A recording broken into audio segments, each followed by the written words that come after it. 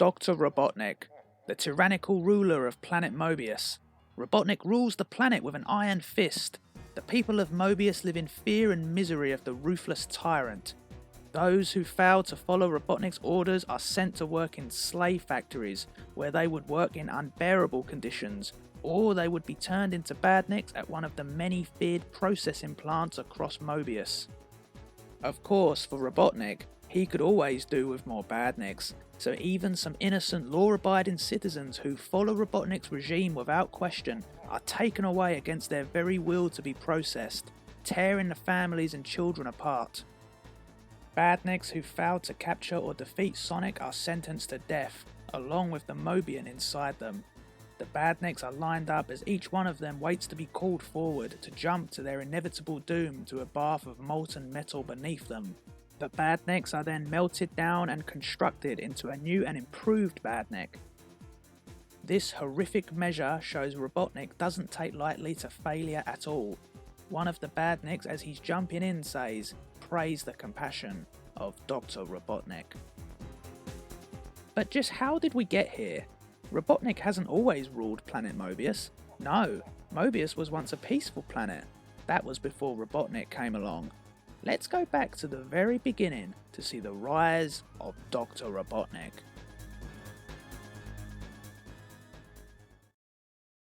Before Robotnik even existed, we had the kind and caring Dr. Ovi Kintobor. Sonic had accidentally stumbled into Kintobor's laboratory. After what Sonic thought was an insult directed at him by Kintobor, the two had much to discuss and they quickly became friends. Kintobor had set himself the goal of ridding Planet Mobius of evil forever. To do this, Kintobor created the Rock, the retro-orbital chaos compressor. By using this machine, Kintobor harvested the golden rings of Mobius and used them to transfer most of the planet's evil into 6 of the 7 Chaos Emeralds. Unfortunately, Kintobor has been unable to find the 7th Emerald. Without it, the Rock is terribly unstable. Kintobor and Sonic's friendship continued to grow over time. Kintobor couldn't resist carrying out some experiments into Sonic's speed. Using his kinetic gyroscope, Sonic learned to run even faster. In return, Sonic used this speed to search for the missing emerald, although apparently without success. During one of these experiments, Sonic pushed himself even further, using the brand new power sneakers given to him by Kintobor. Sonic broke the sound barrier for the first time, and Kintobor's kinetic gyroscope machine blew up with Sonic in it. The treadmill was smashed, but Sonic emerged from the dust. The accident changed Sonic, and he ended up with a totally cool, streamlined new image. Sonic continued to hang around with Kintobor. In his words, he was a pretty okay guy. Until one fateful day, Kintobor went to prepare some lunch for him and Sonic, until realising he'd forgot to go shopping again. All that remained in the fridge was a rotten 6-month-old egg. Kintobor, determined not to waste it, went to see what he could do with it.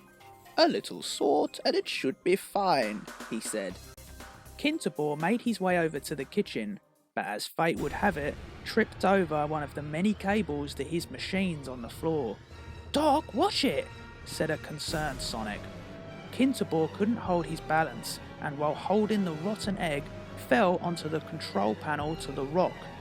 The resulting contact caused the already unstable machine to explode, along with Kintobor. Doc, are you alright?" shouted Sonic. A voice came from the smoke. "Don't worry about me, Sonic. In fact, I've never felt better." Kintobor was gone. Now there was only the evil Dr. Ivo Robotnik. It was the machine containing the Chaos Emeralds that exploded, creating Dr. Robotnik.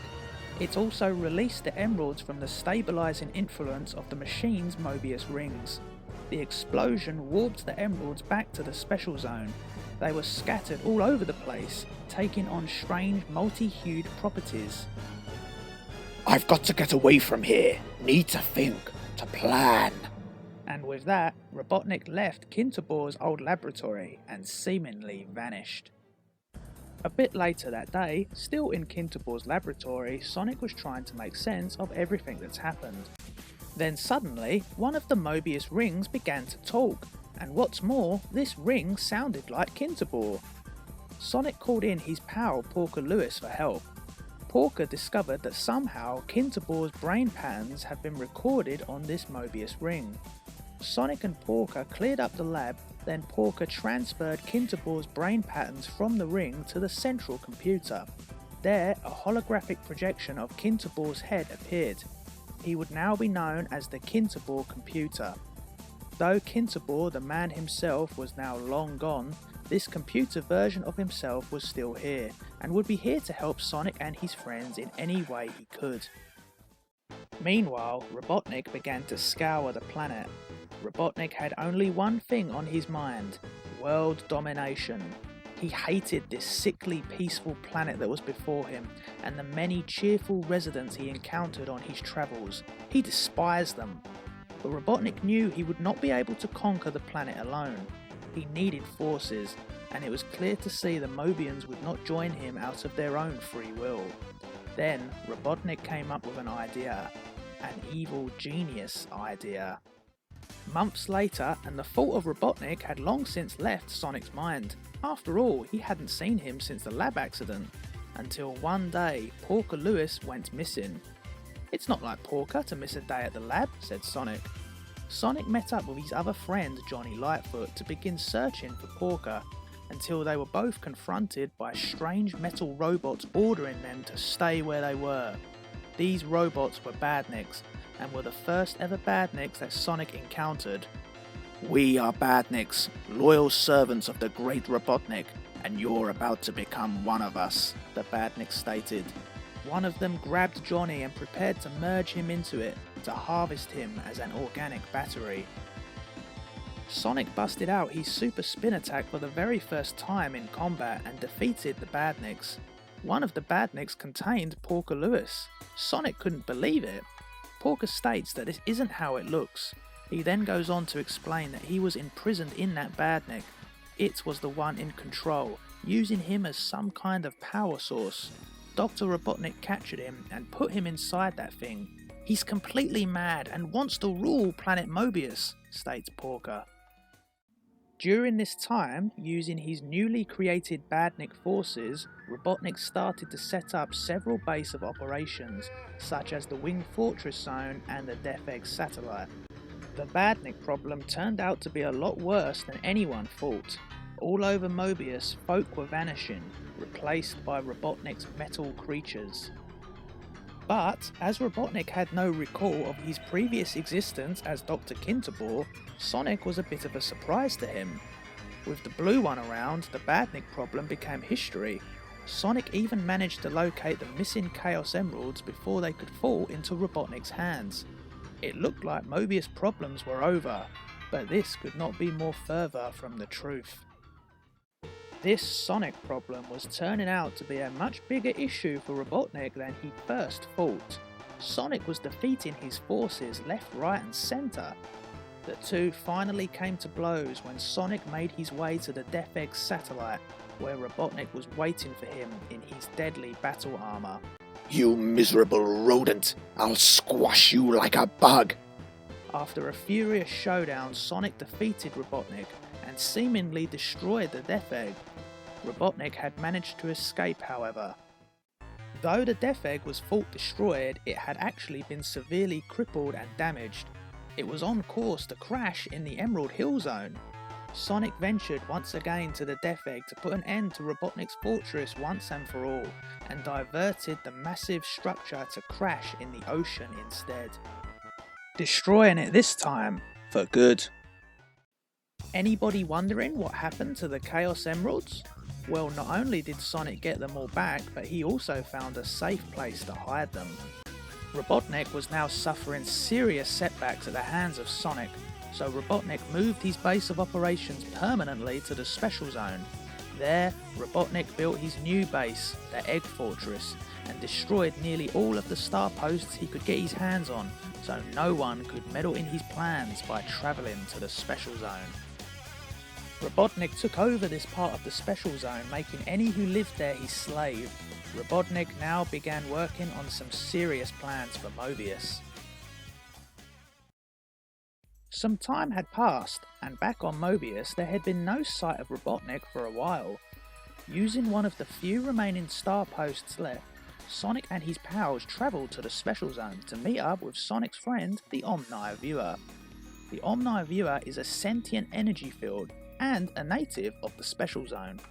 Once they all meet up, and after some friendly chit-chat, Sonic asks the Omni-Viewer to show his friends the origin of just how he went from a brown hedgehog to his now super cool blue self, as well as how Robotnik came to be. The Omni-Viewer couldn't be happier to comply, and using his powers, shows videos from this place in time on his screen. However, shortly after showing these videos, the Omni-Viewer quickly detects that something is wrong. He doesn't have time to explain and warns Sonic to quickly run away, but it's too late. Waiting in the shadows is Robotnik, who was watching the whole time.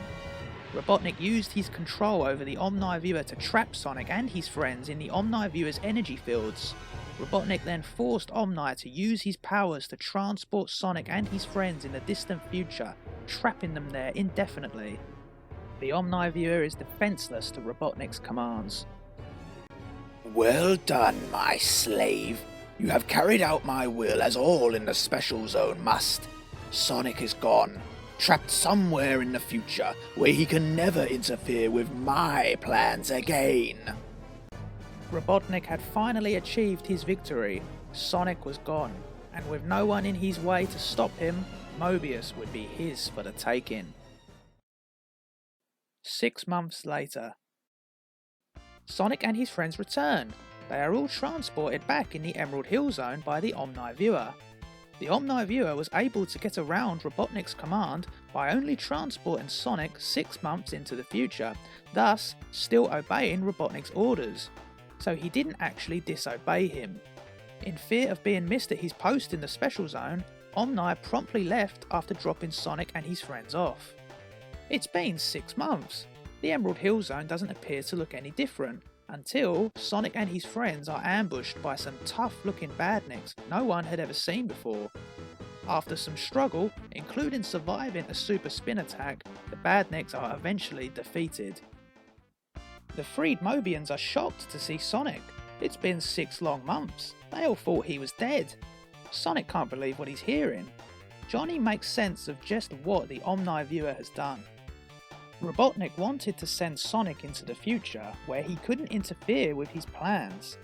Well, he tricked Robotnik by only moving him 6 months into the future.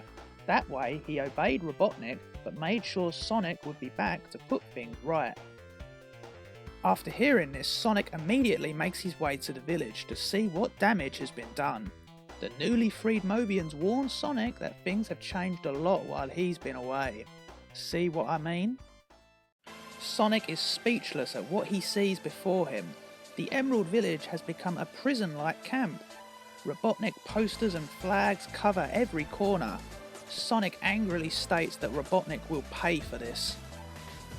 In the village, one of the worker Mobians is being questioned by these new red humanoid-looking Badniks.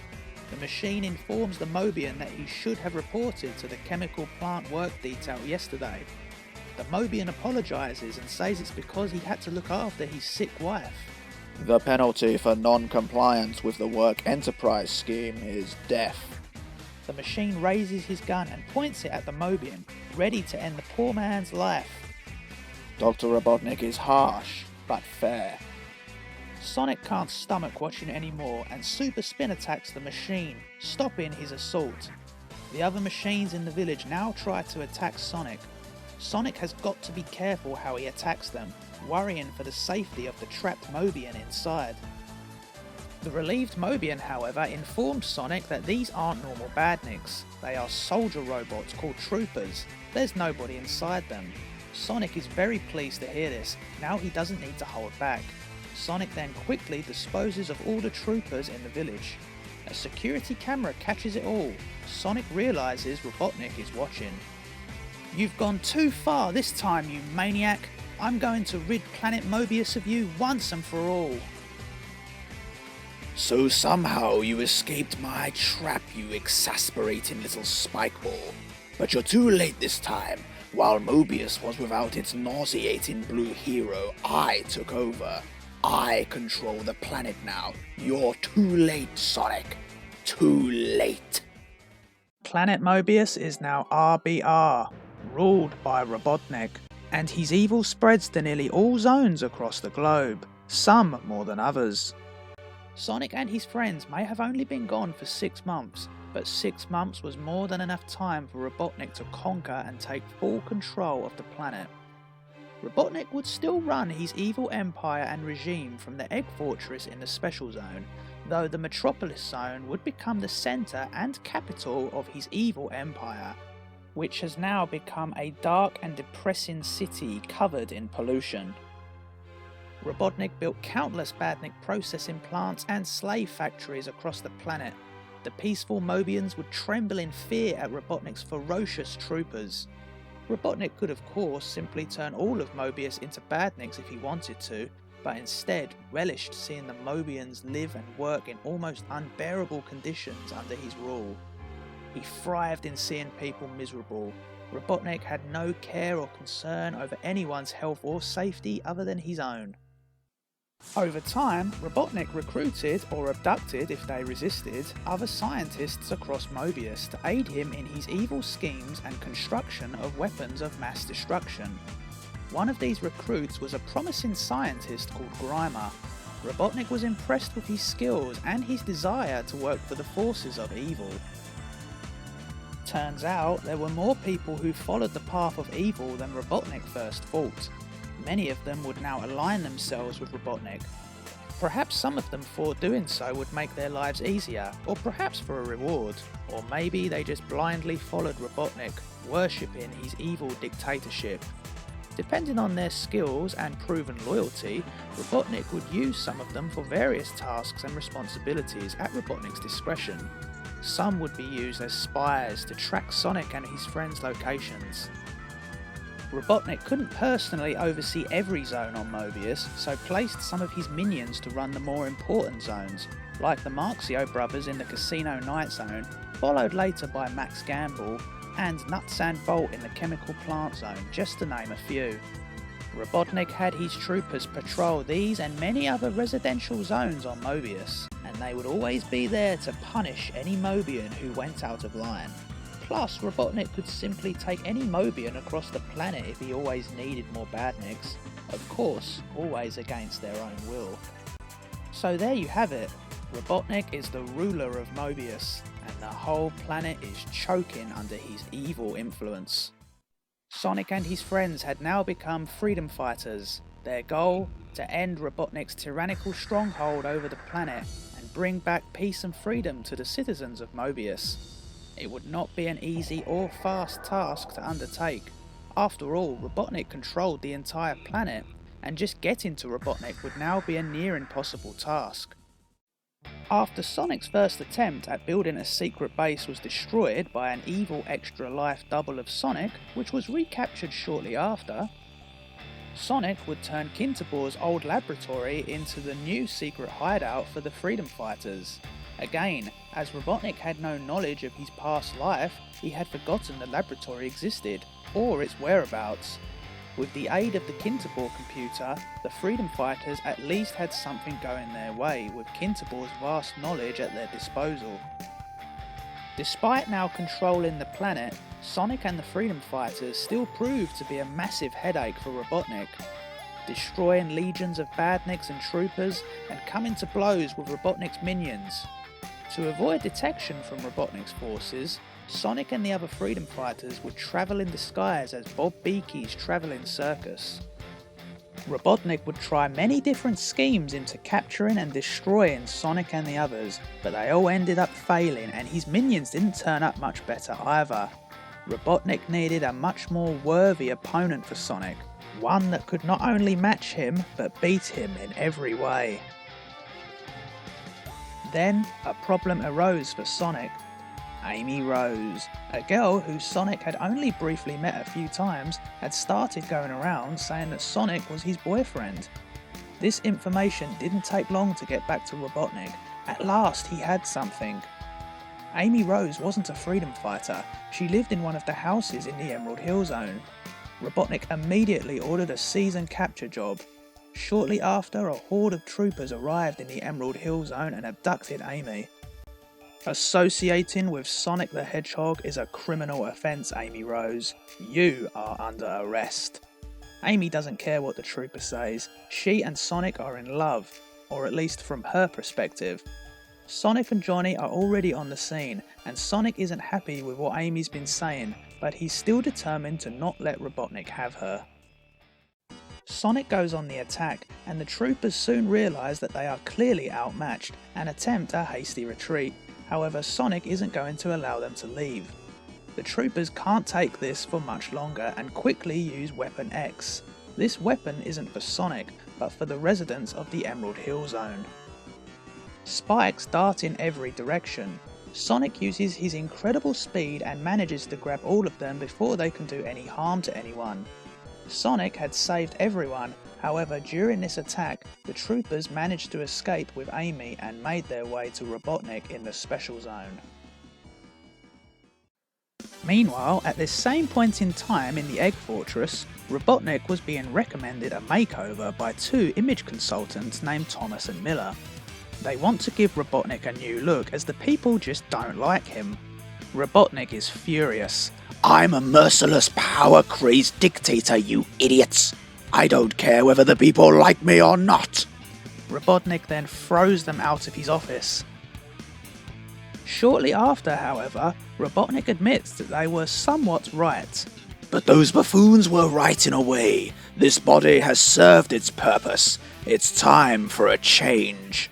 Robotnik then encases himself in a giant egg. Inside, a transformation was beginning to take place.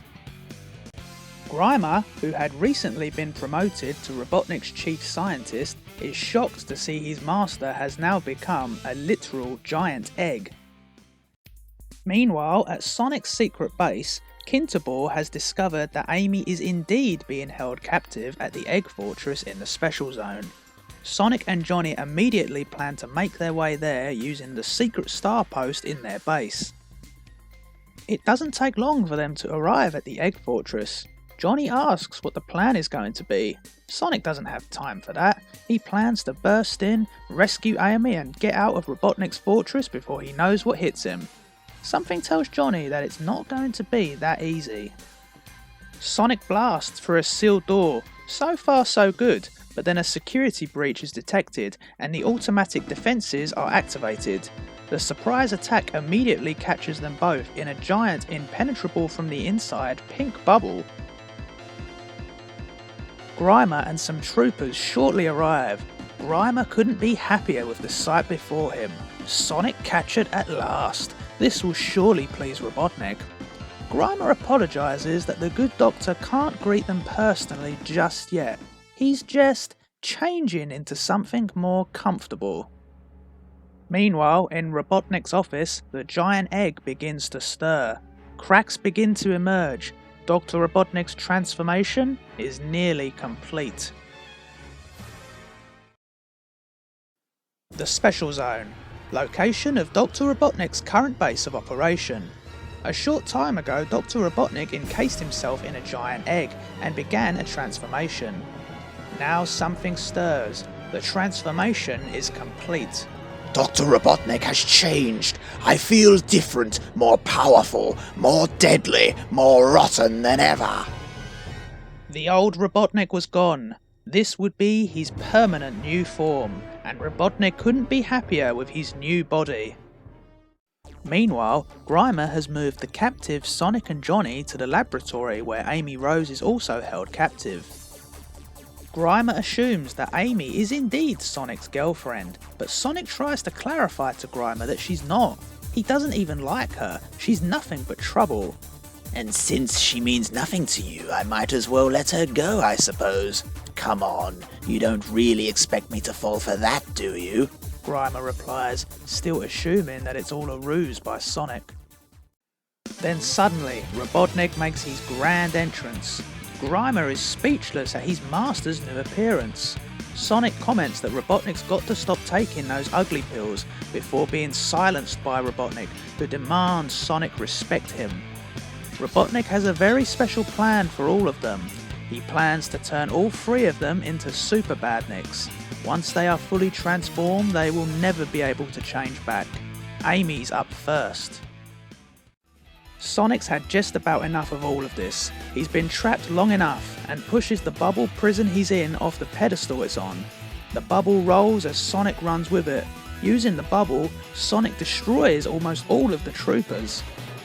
Robotnik orders someone to stop them. The last remaining trooper claims he'll stop them. The trooper raises his gun. Grimer shouts not to shoot the bubble, but it's too late. The trooper fires his gun and frees Sonic and Johnny in the process. Sonic, after jokingly suggesting that they leave Amy behind, rescues her before grabbing Johnny and making Tao and getting the hell out of Robotnik's fortress. They're getting away! Somebody stop them! Stop! Stop! Somebody! Getting away! Somebody! Robotnik finds Grimer attacking the trooper who freed Sonic. Do my eyes deceive me, or are you smashing the last Badnik that could have caught Sonic? Robotnik is beyond furious with Grimer, who explains he got a bit carried away. Grimer would have to be punished, and when Robotnik's finished with him, Grimer will be the one who needs to be carried away. Back at Sonic's secret underground base, it's decided that Amy will now have to join the Freedom Fighters, as it's too dangerous going back to the village, now that Robotnik thinks that she's Sonic's girlfriend. Sonic, though not happy, agrees for her to stay, as long as she understands that she's not his girlfriend. Amy accepts that she's not his girlfriend. Not yet anyway, she says, much to the dismay of Sonic. Meanwhile, back in the Egg Fortress, Robotnik and a severely injured Grimer are putting the final tests to their new deadly weapon. Yes, even Sonic will be no match for Operation Metallix. A short time later, and it didn't take long for Amy to be kidnapped again, this time by pirates. Amy is held captive in the Mystic Cave Zone. Sonic and the other Freedom Fighters make their way to rescue her once again. After Sonic and Tails are separated from the others, they are then knocked unconscious by a whole group of Flash's Badniks. They awake and are greeted by Captain Plunder, leader of the Mystic Cave Pirates, the one who captured Amy. Plunder demands to know where Sonic has hidden the Chaos Emeralds, of which Sonic still has possession of, but had hidden them away so Robotnik could never get his hands on them. Sonic assumes Plunder is working with Robotnik, but Plunder reveals he is working alone and wants the Chaos Emeralds for himself, because that's what pirates do. Plunder kicks Tails off the edge, not realising he can fly, and Sonic and Plunder then begin fighting until Amy shouts at them both to stop. Sonic obviously isn't going to give up the location of the Chaos Emeralds, so instead, why don't they team up? The Freedom Fighters have ways of finding out about Robotnik's operations. They can tell Plunder which fighters are worth robbing, and in return the pirates might be able to help them out sometime. Plunder agrees, commenting that that'd be a smart girl he's got there, Sonic. Sonic replies that she's not his girl. Sometime later, and after the deal had been made, Sonic and the pirates part ways. However, Plunder mutters to his crewmate Filch that he still plans to get the Chaos Emeralds for himself, regardless of this deal he has made with Sonic. Some weeks later, and we find Sonic in a desperate chase with someone else. Someone even faster than he is. The figure smacks Sonic against the wall before brutally electrocuting him, finishing him off. Luckily, this wasn't Sonic but rather a practice robot. The test was a success. The practice robot is completely wrecked, states Grimer. Excellent. That was the final test. Soon it will be time to begin Operation Terminate Sonic. Meanwhile, back in the Emerald Hill Zone, troopers are making a raid on the Emerald Hill folk. Robotnik is arresting the entire village. Robotnik is stepping up his Badnik production. Sonic and the others aren't going to just watch and let this happen, and Sonic makes his attack. However, they are soon outnumbered and captured. They are brought aboard the ship, which is led by Tusk, a minion of Robotnik. He is very pleased with this capture and informs them that they are on their way to the Vego fortress on Mount Mobius to be turned into Badniks. Sonic acts very calm, as if he doesn't care. Then he informs Tusk to look behind him. It's Captain Plunder and his Mystic Cave Pirates. Sonic had a plan all along and simply let himself be captured. Plunder is keeping his side of their deal and helping Sonic out of this situation. Tusk and the troopers are soon outnumbered by Sonic, the freedom fighters and the pirates, and Tusk is soon tied up and the troopers all destroyed.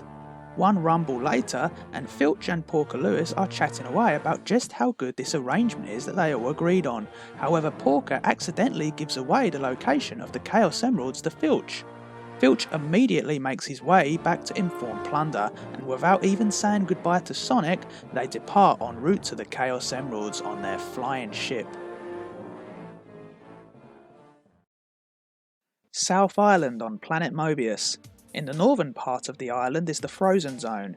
It is also the location of the North Cave, the secret location where Sonic has hidden the 6 Chaos Emeralds. Though it's no longer a secret, Captain Plunder has arrived to steal them. He orders his crew to begin searching for the emeralds before being cut off by Sonic. Sonic and the other freedom fighters have arrived to stop him. A battle between the freedom fighters and the Mystic Cave Pirates ensues. It looks like Sonic's gang have the upper hand until Plunder grabs Tails and puts a knife to his throat.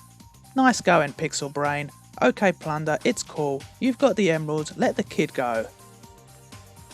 Sonic points to exactly where the emeralds are stored. They are stored in a frozen pool. This extreme temperature is the only way to control the pure evil energy radiating from them. Plunder orders his crew to take the emeralds, then he releases Tails. They then quickly depart.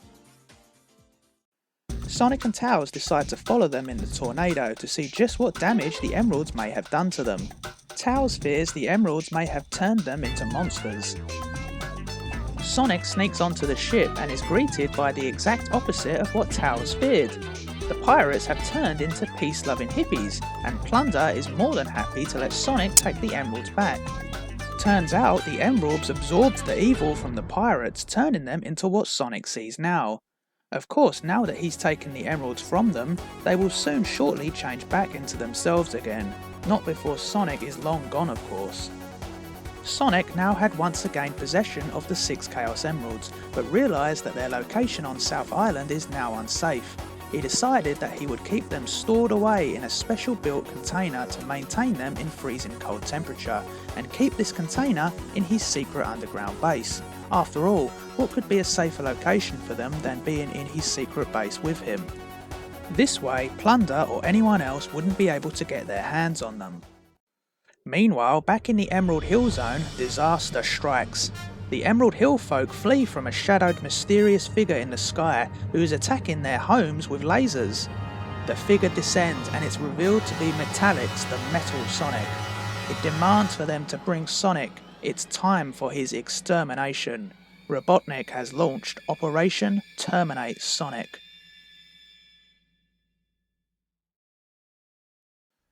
Unaware of the destruction that's taken place, the freedom fighters are enjoying a day off in Sonic's secret underground base. Even freedom fighters need a day off. Sonic is gaming away though, growing frustrated by his new Marxio Brothers game. Who cares about the adventures of 3 electricians? Then suddenly they receive a call on the vid phone. It's Amy. She informs Sonic that she's at Neverlake before being cut off by someone. Sonic immediately makes his way there. He's already left a note for the others saying he'll meet them there. Once Sonic arrives at Neverlake, he is surprised to see that the forest that was once here has disappeared, and what's worse, the Miracle Planet, which is currently in orbit, has been chained to Mobius and covered in Robotnik's evil machinery. The Miracle Planet, known as Little Planet to some, was once a beautiful place and completely unspoiled and apparently uninhabited. The Miracle Planet only appears over Mobius once a month, then it fades away. No one knows where it goes to. Robotnik had been studying the Miracle Planet since he took power, and had Badnik patrols scour the planet during the times it orbited Mobius. Robotnik discovered the mystical time stones that were hidden on the Miracle Planet. With them, he could control time itself and become unstoppable. It is because of one of these time stones that Robotnik was able to take over the Miracle Planet so quickly. Robotnik intends to turn the Miracle Planet into another base of operations, as well as power something else, or someone. Sonic manages to find Amy before Metallix, the Metal Sonic, introduces himself, saying it was he who placed Amy here. Metallix serves the Great Robotnik and he is Sonic's destruction. Metallix then proceeds to throw a massive boulder at Sonic. Sonic quickly dodges and the two engage in an epic showdown. They fight at such high speeds that Amy cannot even see what is happening. Metallix matches Sonic in every skill, if not surpasses him in some. This was by far Sonic's strongest opponent he had ever faced by this point. Once the dust cleared, Metallix emerges and looks victorious, however he soon collapses before he is able to terminate Amy. Sonic appears from behind him. The victory is short-lived as Metallix raises to his feet and attacks Sonic on the back of his head. Metallix is now only operating on 30% power. He then proceeds to take Amy, of which he has further use for now, and retreats to the machine-ridden Miracle Planet. Sonic soon follows. Tails, Porker and Johnny soon arrive at Neverlake and realise that Sonic and Amy must be on the Miracle Planet, though they are too late to offer Sonic any help. The Miracle Planet soon fades away. It would not return to Mobius for 1 whole month. Meanwhile, back in the Egg Fortress, Robotnik is so confident that Metallix will destroy Sonic that he takes his focus and attention away from their battle, and observes the construction happening on Mobius of his new super weapon. This weapon, however, would not be some simple opponent for Sonic. No, it would be something of colossal size and power, and grant Robotnik absolute power over Mobius. Sonic sees just the effects of Robotnik's evil machinery on the Miracle Planet. He then soon relocates with Amy, but there is no sign of Metallix. After a brief conversation, Metallix suddenly reappears. Metallix claims his only purpose is to destroy Sonic and he will never stop. Sonic and Metallix fight once again, but Metallix starts to gain the upper hand. Something is different this time. Metallix is much stronger. Metallix is drawing power from the Miracle Planet, giving him a whole new range of powers and abilities. Robotnik planned to use the Miracle Planet as an infinite power source for Metallix, making him essentially invincible and unbeatable.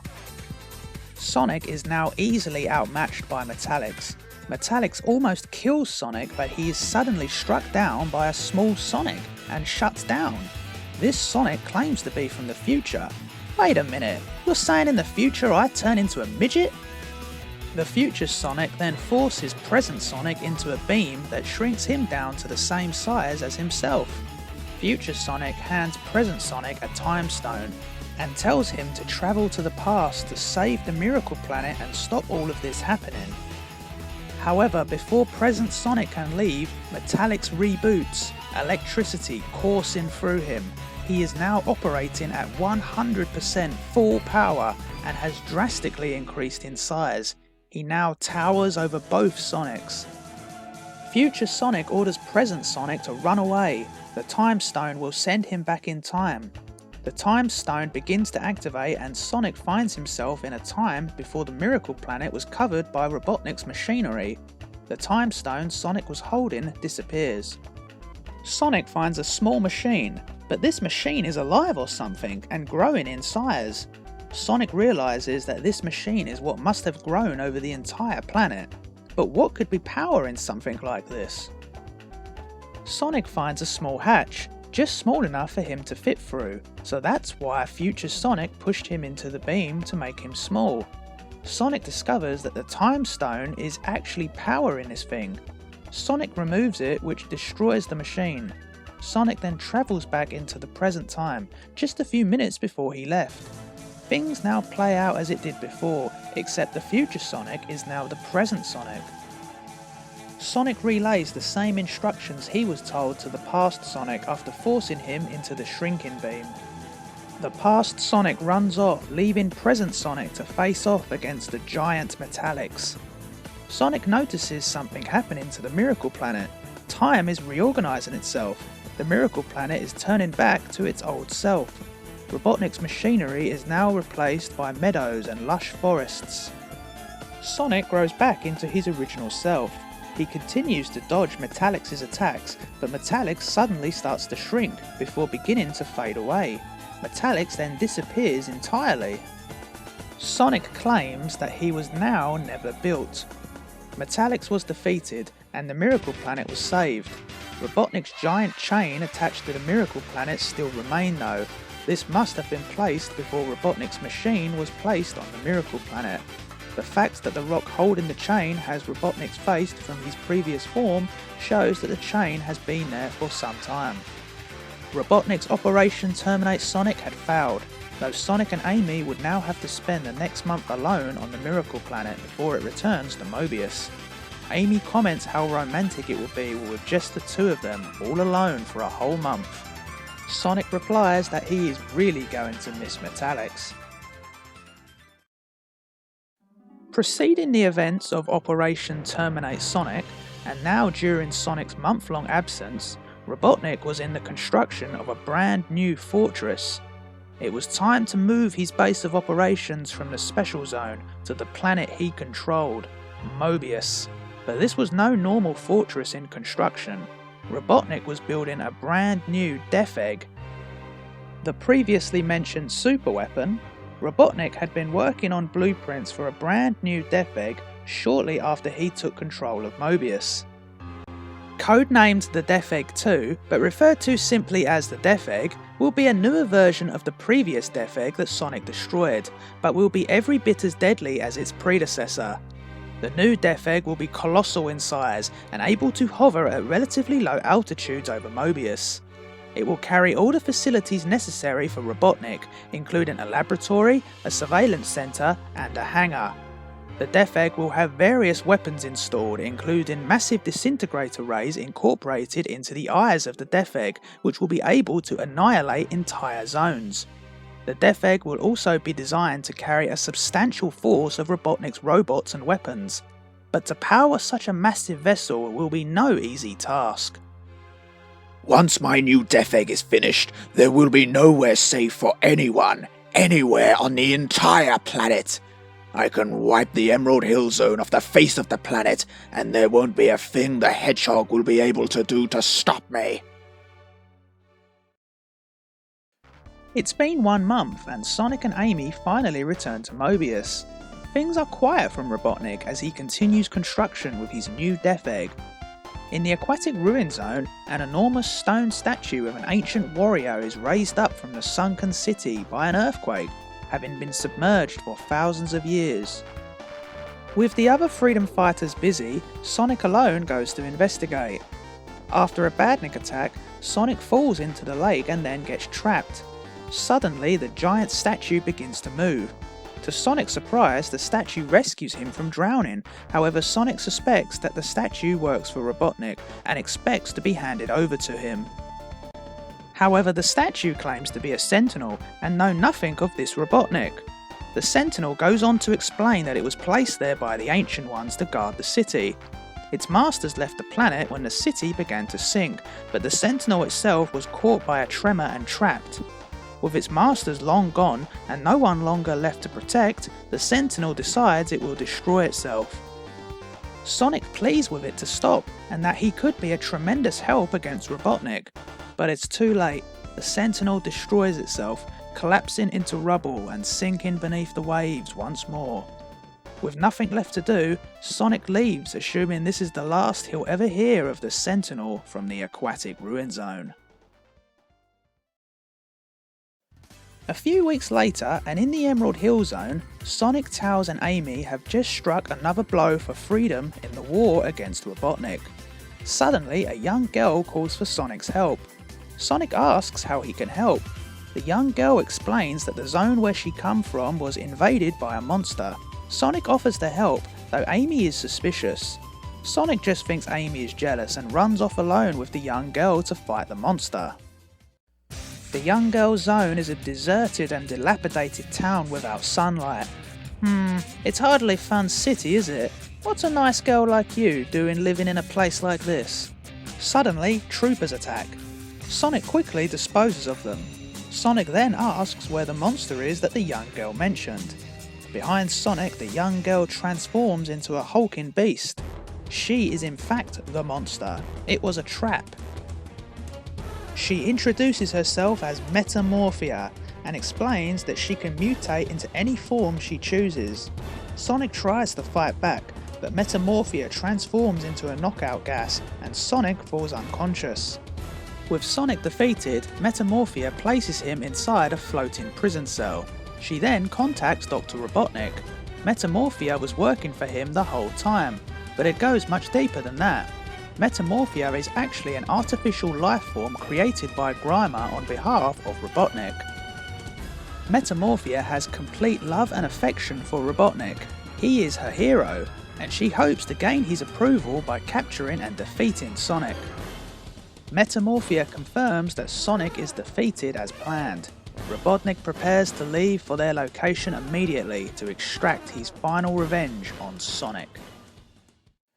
Sonic wakes up and is unable to break free of the prison cell. Metamorphia explains that he is in a retro block and that any force he tries to use to escape is reversed back on him. With that information now known to Sonic, he simply relaxes, expending no energy to escape. The retro block then bursts. Sonic and Metamorphia then battle again. Metamorphia escapes by turning into a rocket, but Sonic is right behind her. Sonic bumps into Tails, who seems to be in a rather rude mood. Tails tells Sonic to look over the edge of a cliff as he thinks he saw the Shapeshifter. It turned out to be another trap. Metamorphia had morphed into Tails. Sonic won't be fooled twice and detects the imposter's sneak attack. Despite morphing into Tails, she doesn't have the flight skills that the real Tails has and falls down the cliff and into the fire below. Sonic then soon leaves, but we see that Metamorphia is far from dead and swears revenge on Sonic. By the time Robotnik arrives, there is nothing to see. Realising his time had been wasted, the furious Dictator makes his way back to the Death Egg. A few weeks pass, and a new hero turns up in the Emerald Hill Zone. It's Cosmic the Hedgehog, a green lookalike to Sonic. Sonic claims he is a pretender, but Cosmic proposes a race to see just who is the fastest. Cosmic puts up a good effort, but he is no match for Sonic's speed and skill. Sonic wins the race, but then Cosmic transforms. It was Metamorphia all along. It was another trap to lure Sonic away from his friends, so she could destroy him, while an army of Badniks exterminate his friends back in the Emerald Hill Zone. Sonic and Metamorphia engage in another back and forth battle. She tries the knockout gas on Sonic again, but Sonic learns from his experiences and deals with this attack. Sonic realises he has to get back to his friends who are in real danger and heads back at top speed. Realising she can't catch up in her normal form, she transforms again, this time to an identical green copy of Sonic. Sonic arrives back at the Emerald Hill Zone and Badniks are attacking, but by the time Metamorphia arrives, the Badniks begin to attack her as they think she's Sonic. She is caught in a massive blast. Sonic destroys the rest of the Badniks, but after the dust settles, there is no sign of Metamorphia. She was either disintegrated in the blast like Porker suggests, or she changed into another form and escaped. Time will tell. A month passes and Robotnik keeps Sonic busy during this period with different tricks and traps. But the day has finally arrived. The Death Egg has finished construction, and it is time to launch Robotnik's ultimate weapon of mass destruction. Robotnik has now moved all of his necessary equipment and forces from the Egg Fortress in the Special Zone to the Death Egg on Mobius.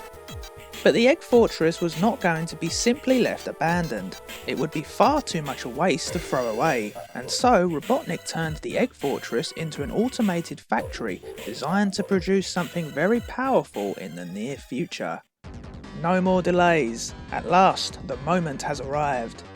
A deafening noise erupts as the main thrusters are turned to full power. The Death Egg has taken flight. The enormous flying fortress reaches orbit. Robotnik couldn't be happier as he looks down at Mobius from one of the windows. At last, my hours of labour have come to fruition. Robotnik's joy is short-lived. During its first flight, the Death Egg suddenly suffers a catastrophic power failure as the main engines foul. There is little time to react. With such weight to the Death Egg, it falls out of the sky with tremendous force. No, this is impossible! How can this be happening? Grimer shouts at his master that they must brace for impact now.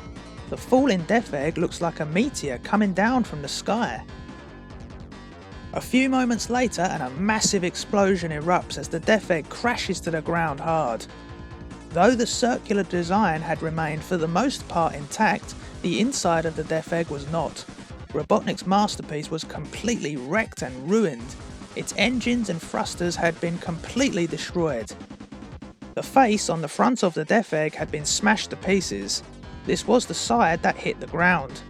Grimer had been knocked unconscious, and Robotnik was trapped under some fallen debris. It doesn't take long for this news to travel fast, and the breaking top story today is reporting that Dr. Robotnik is missing. Details are still sketchy, but the news is reporting that the Dictator perished when his new space satellite, the Death Egg 2, fell from orbit. There are rumours that the authorities have been unable to locate the crash site, and this is true.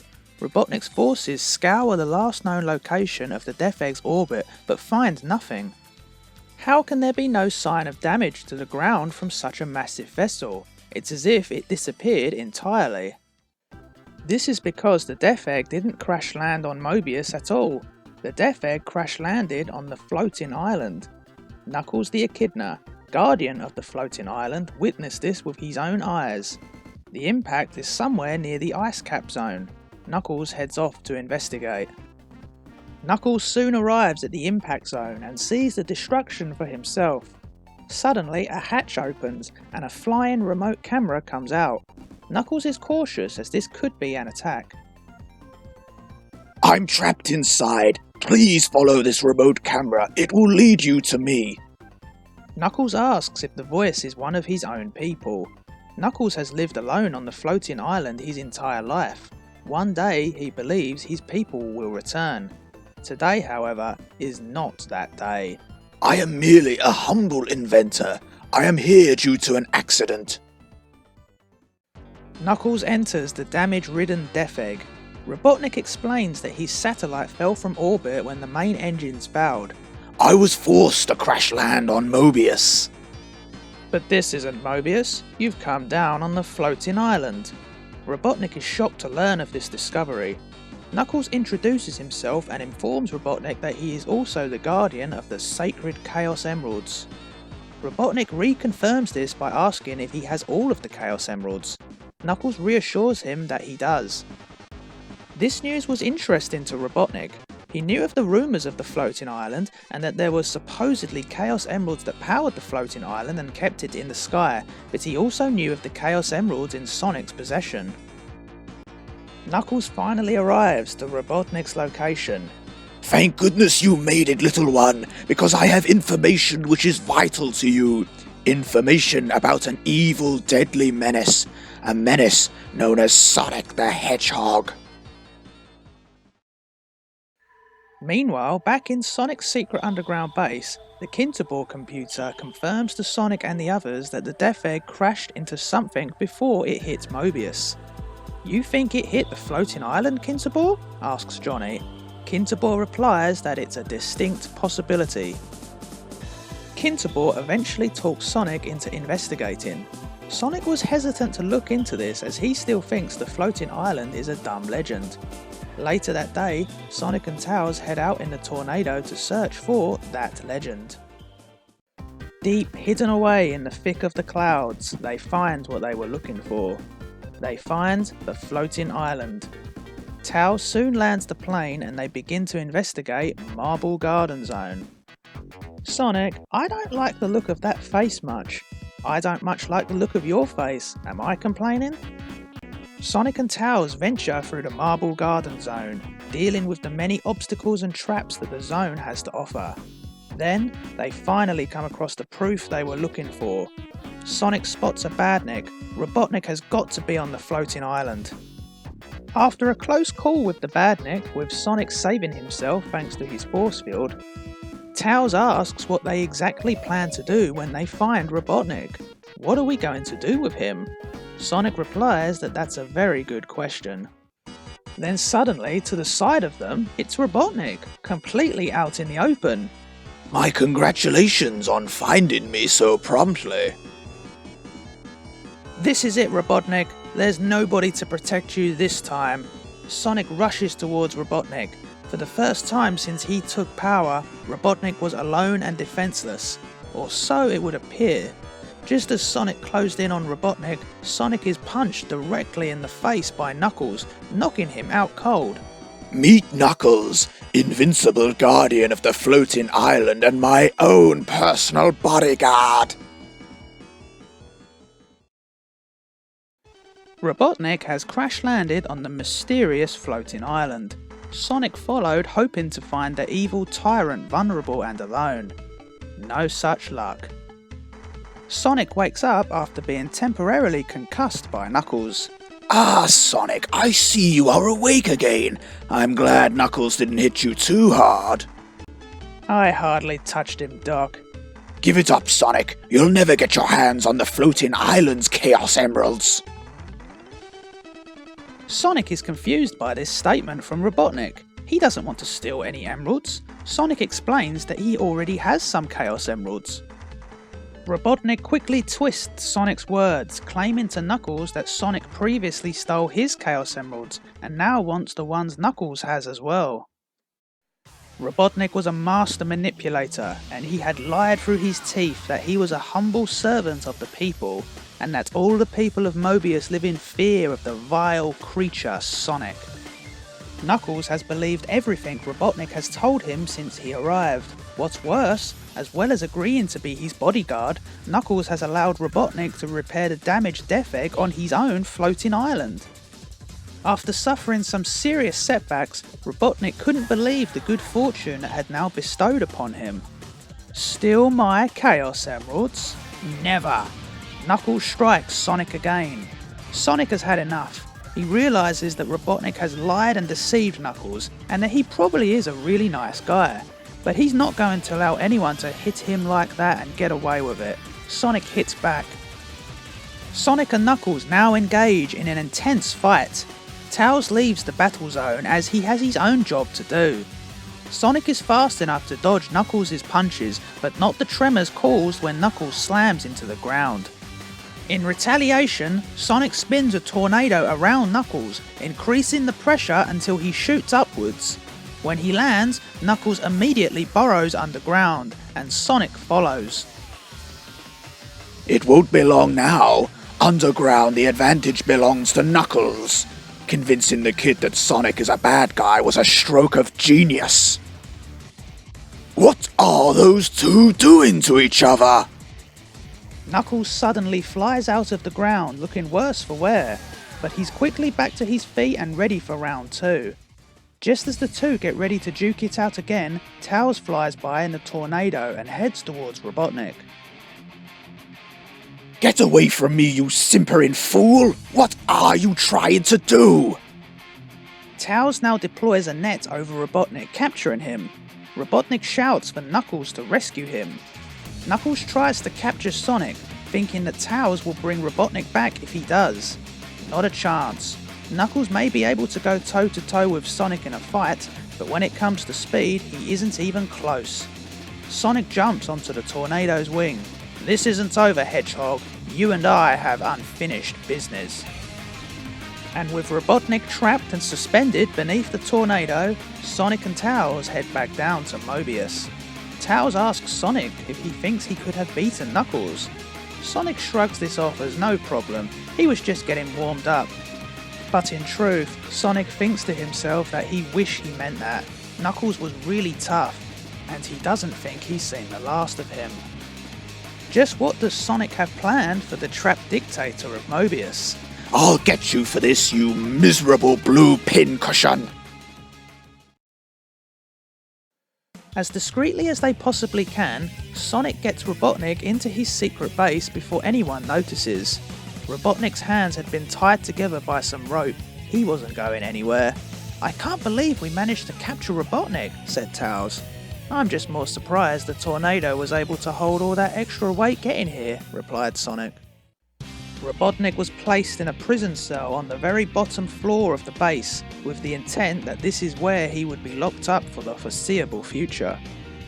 How ironic for Robotnik to be brought back to his old laboratory when he was Kintobor. It's been so long since he left here. Robotnik was livid. The great ruler of the entire planet reduced to living in a dirty small prison cell. When he gets out of here, he thought he would make those who placed him here suffer. A few days pass and the freedom fighters take turns to question Robotnik. Today it's Porker's turn. Porker is hesitant to do so, but he gets underway. He questions the Dictator about his latest generations of Badniks, but the helpless Porker is thoroughly intimidated by Robotnik. As it happens, there is a Badnik which might interest you. It's just the right size to contain a pig. Suddenly the ground begins to shake. It's Knuckles. He bursts through the floor to rescue Robotnik. But how did he find him? This location has been secret for a long time. A scared Porker calls out to Sonic and tries to run away, but is grabbed by Robotnik, who placed his arm through the bars. Sonic heard the distressed call and immediately makes his way down.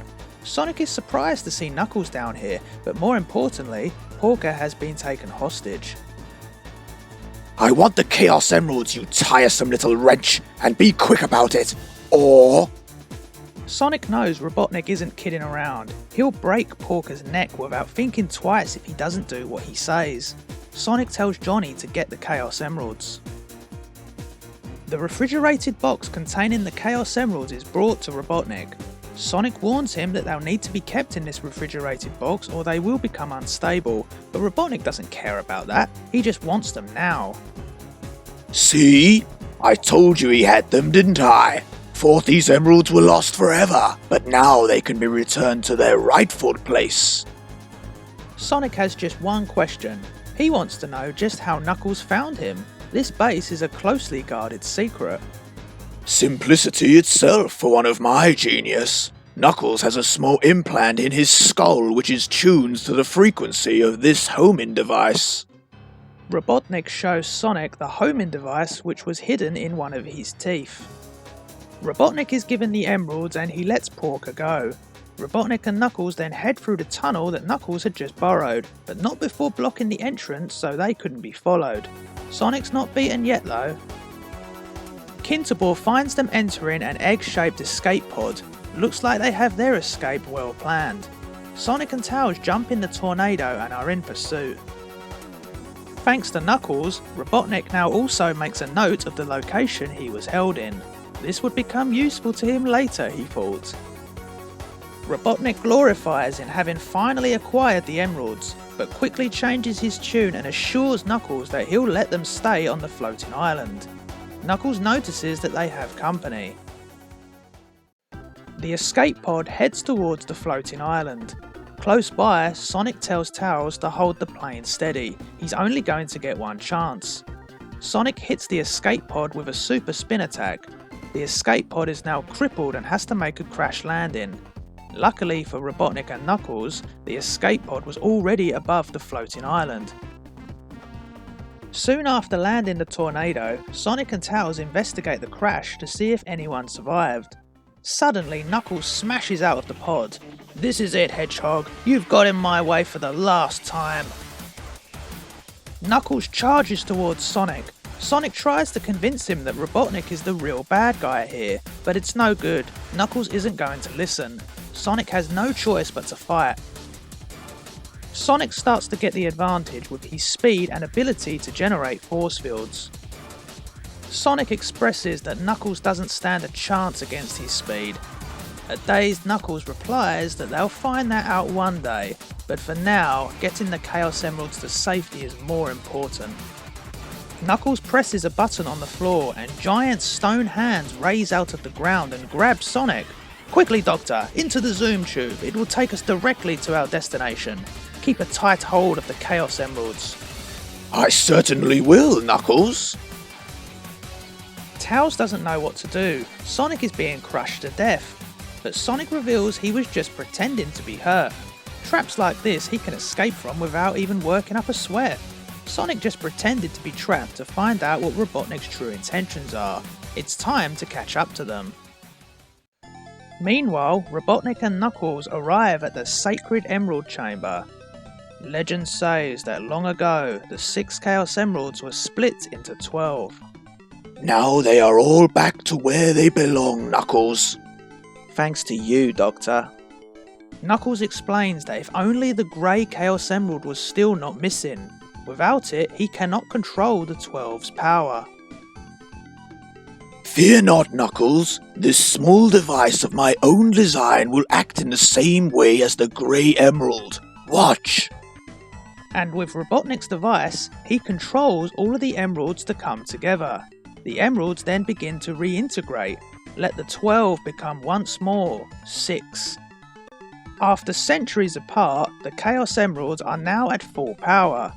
How they had been split from 6 to 12, or by who, we may never know. At last, Robotnik makes his true motives clear and double-crosses Knuckles. And now for the final stage as I absorb the Chaos Emeralds into myself. Knuckles shouts at Robotnik to wait. What are you doing? Fool! Did you really think that I would leave the emeralds here with you when their power could make me invincible? Through his device, Robotnik has absorbed the power itself from the Chaos Emeralds. With this power, he boasts that he has the ability to do anything he wants. Robotnik drastically increases in size and now towers over Knuckles. Ever since Robotnik crash-landed on the floating island, his intention was to get his hands on the Chaos Emeralds. All that raw power just sitting there waiting for him. Though being captured by Sonic was not planned, it actually worked in his favour. The Chaos Emeralds were now at full power, and he now knew the location of Sonic's secret base. The floating island is massive, and Robotnik needed a reason for Knuckles to bring him to the Emerald Chamber, and now Robotnik has the power of the Chaos Emeralds within him. Everything has turned out perfect for him. Sonic and Tails arrive, and Sonic realises that his plan has gone very wrong. Robotnik notices them and using his powers turns Tails to glass.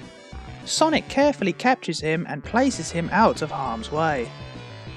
However, before Robotnik can revel any more in his new powers, Knuckles interrupts him. Hey Robotnik, before you destroy us all, there's something I want you to see. Knuckles shows Robotnik the Grey Emerald. The Grey Emerald? You said it was lost! Knuckles reveals that he had lied about the Grey Emerald being lost, and as Robotnik now knows, he who holds the Grey Emerald has total control over the others. Knuckles uses the Grey Emerald to siphon Robotnik's powers out of his body, and restore Tails to normal. Robotnik then shrinks down to his original size, and then completely disappears. What happened to Robotnik? Knuckles explains that he caused Robotnik no harm. He just merely sent him back down to Mobius, after removing his powers of course. Tails asks when did Knuckles realise that Robotnik had been lying about wanting to help him. Knuckles reveals that he didn't suspect Robotnik of lying, he just knew that if he thought he had the power of the emeralds, the truth would come out. Sonic invites Knuckles to join the Freedom Fighters. He would be a big help in the war against Robotnik's evil rule. Knuckles refuses. Your war is no concern of mine. Robotnik is not his concern. Instead, Knuckles will wait alone on the floating island for the hopeful return his people will return from the stars. As Sonic and Tails leave, Tails says he feels sorry that Knuckles has had such a lonely life. Sonic agrees but says he is sure they will meet Knuckles again soon. Robotnik appeared back on Mobius. It didn't take long for a Badnik patrol to locate their master. Robotnik immediately heads to the Metropolis zone. Once there, he gets in contact with Grimer, who is still in the Death Egg back on the floating island. Master, what happened? Where are you? Silence, you fool! Knuckles has turned on me. I shall return to the Death Egg soon, but first I have some important business to take care of. I will have my revenge on Sonic for this embarrassment. Continue the repairs on the Death Egg without delay, Grimer, and keep an eye out for Knuckles. He may try something. Do not disappoint me. Robotnik prepares a large Badnik assault. With him now knowing the location, he was going to launch a full-scale attack on Sonic's secret underground base. But Robotnik wasn't going to just sit back and watch, he was going to lead this assault personally. Robotnik will have his revenge. Shortly, later on, Sonic and the Freedom Fighters try to desperately pack up and evacuate their underground base, even before knowing of the incoming attack. Sonic knows how Robotnik thinks. He'll want revenge. They need to get out of here as soon as possible. Amy Rose has already left and Tails is about to leave in the tornado. The rest of the Freedom Fighters will meet up with them at the planned rendezvous point, if they all make it. Meanwhile, a massive horde of Badniks leaves the Metropolis zone, and at the front of them is Robotnik, in a deadly machine just perfect for this assault. He calls it the Squeeze Tag Machine. It won't be long until he arrives at the base. At this same point in time on the floating island, Knuckles invades the launch base zone. Knuckles disposes of some troopers, informing them that he threw Robotnik out. He had fooled him once and nearly helped him destroy Sonic. Now he's going to wipe every trace of Robotnik from his world. Starting with that, his Death Egg. Knuckles watches the construction going on as the Death Egg continues its repairs. Knuckles heads directly for it. Less than an hour later, Sonic and the remaining Freedom Fighters are still desperately trying to pack up and evacuate their base. However, there is a problem: trying to move the Kintobor computer. It would be impossible to move the entire control panel in this short amount of time, so Porker Lewis is attempting to download the Kintobor computer onto his Mobius ring. This was the same golden ring the Kintobor computer came from during the lab accident when Kintobor turned into Robotnik. The delay is because the Kintobor program is massive. It will take time to transfer all of the data. Time isn't what they've got, however. Robotnik has arrived. The ground starts to shake. Robotnik is burrowing his way down. Sonic knows he's got to buy Porker some time. He tells Johnny, "It's just you and me, buddy." "Okay with me, Sonic." Then they head to the origin of where the noise is coming from. Sonic and Johnny arrive at the source of the noise. This must be where Robotnik is trying to get in. Then, the walls give way. Robotnik smashes through. It's all over for you, you little creeps. The Doctor is in. You first, Rabbit. Robotnik grabs Johnny with the intent to crush him, but Sonic quickly saves him.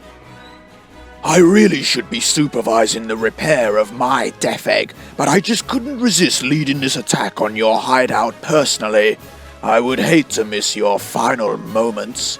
Once I finish here, I'll be back on the floating island before that idiot Knuckles realizes that the launch base is still operational. Sonic hits Robotnik with a super spin attack, raising the concern that if Robotnik gets the Death Egg working, he'll be unstoppable. Robotnik takes no damage and hits back hard. Sonic realizes that this new vehicle may be too strong for him to beat. Sonic looks like he's going for Robotnik again, but instead hits the surrounding walls that were already weakened from Robotnik. This causes a cave-in and boulders crash down on Robotnik. Sonic and Johnny then head back to Porker, hoping they've given him the time he needs. They had. The Kintobor computer is now on the Mobius ring. But it's too late. Robotnik has sealed off all of their exits. They're trapped. Robotnik emerges from the boulders, and before continuing pursuit of Sonic, checks in with Grimer in the Death Egg. Grimer report. Has Knuckles tried anything? Grimer confirms that indeed he has, but not to worry, he was surprised by a Badnik patrol. He's dead. It was rather messy as a matter of fact. Dead, eh? That reminds me, I have a certain blue hedgehog to take care of. This won't take long. I should be back at the launch base within the hour. However, when Grimer signs off, he asks whether that was alright. Grimer had been tied to the chair. Knuckles, still very much alive, replies, "Yes, Grimer, that was alright." Sonic, Johnny and Porker are trapped. Robotnik and his Badniks have got them completely surrounded. Sonic admits they have no choice but to fight Robotnik right here. Porker is hesitant, but Sonic reassures him he'll be fine. Suddenly, Robotnik bursts through the walls again. I've waited a long time for this moment, you insufferable little blue rodent. It's the end for you now, Sonic.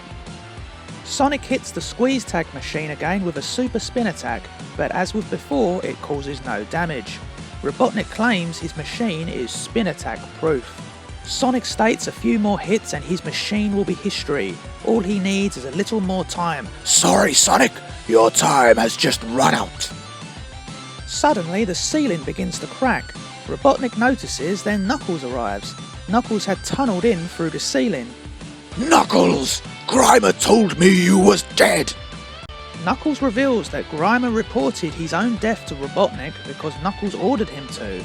Knuckles found out about Robotnik's attack on Sonic's base from Grimer and heads straight here after their video call had ended.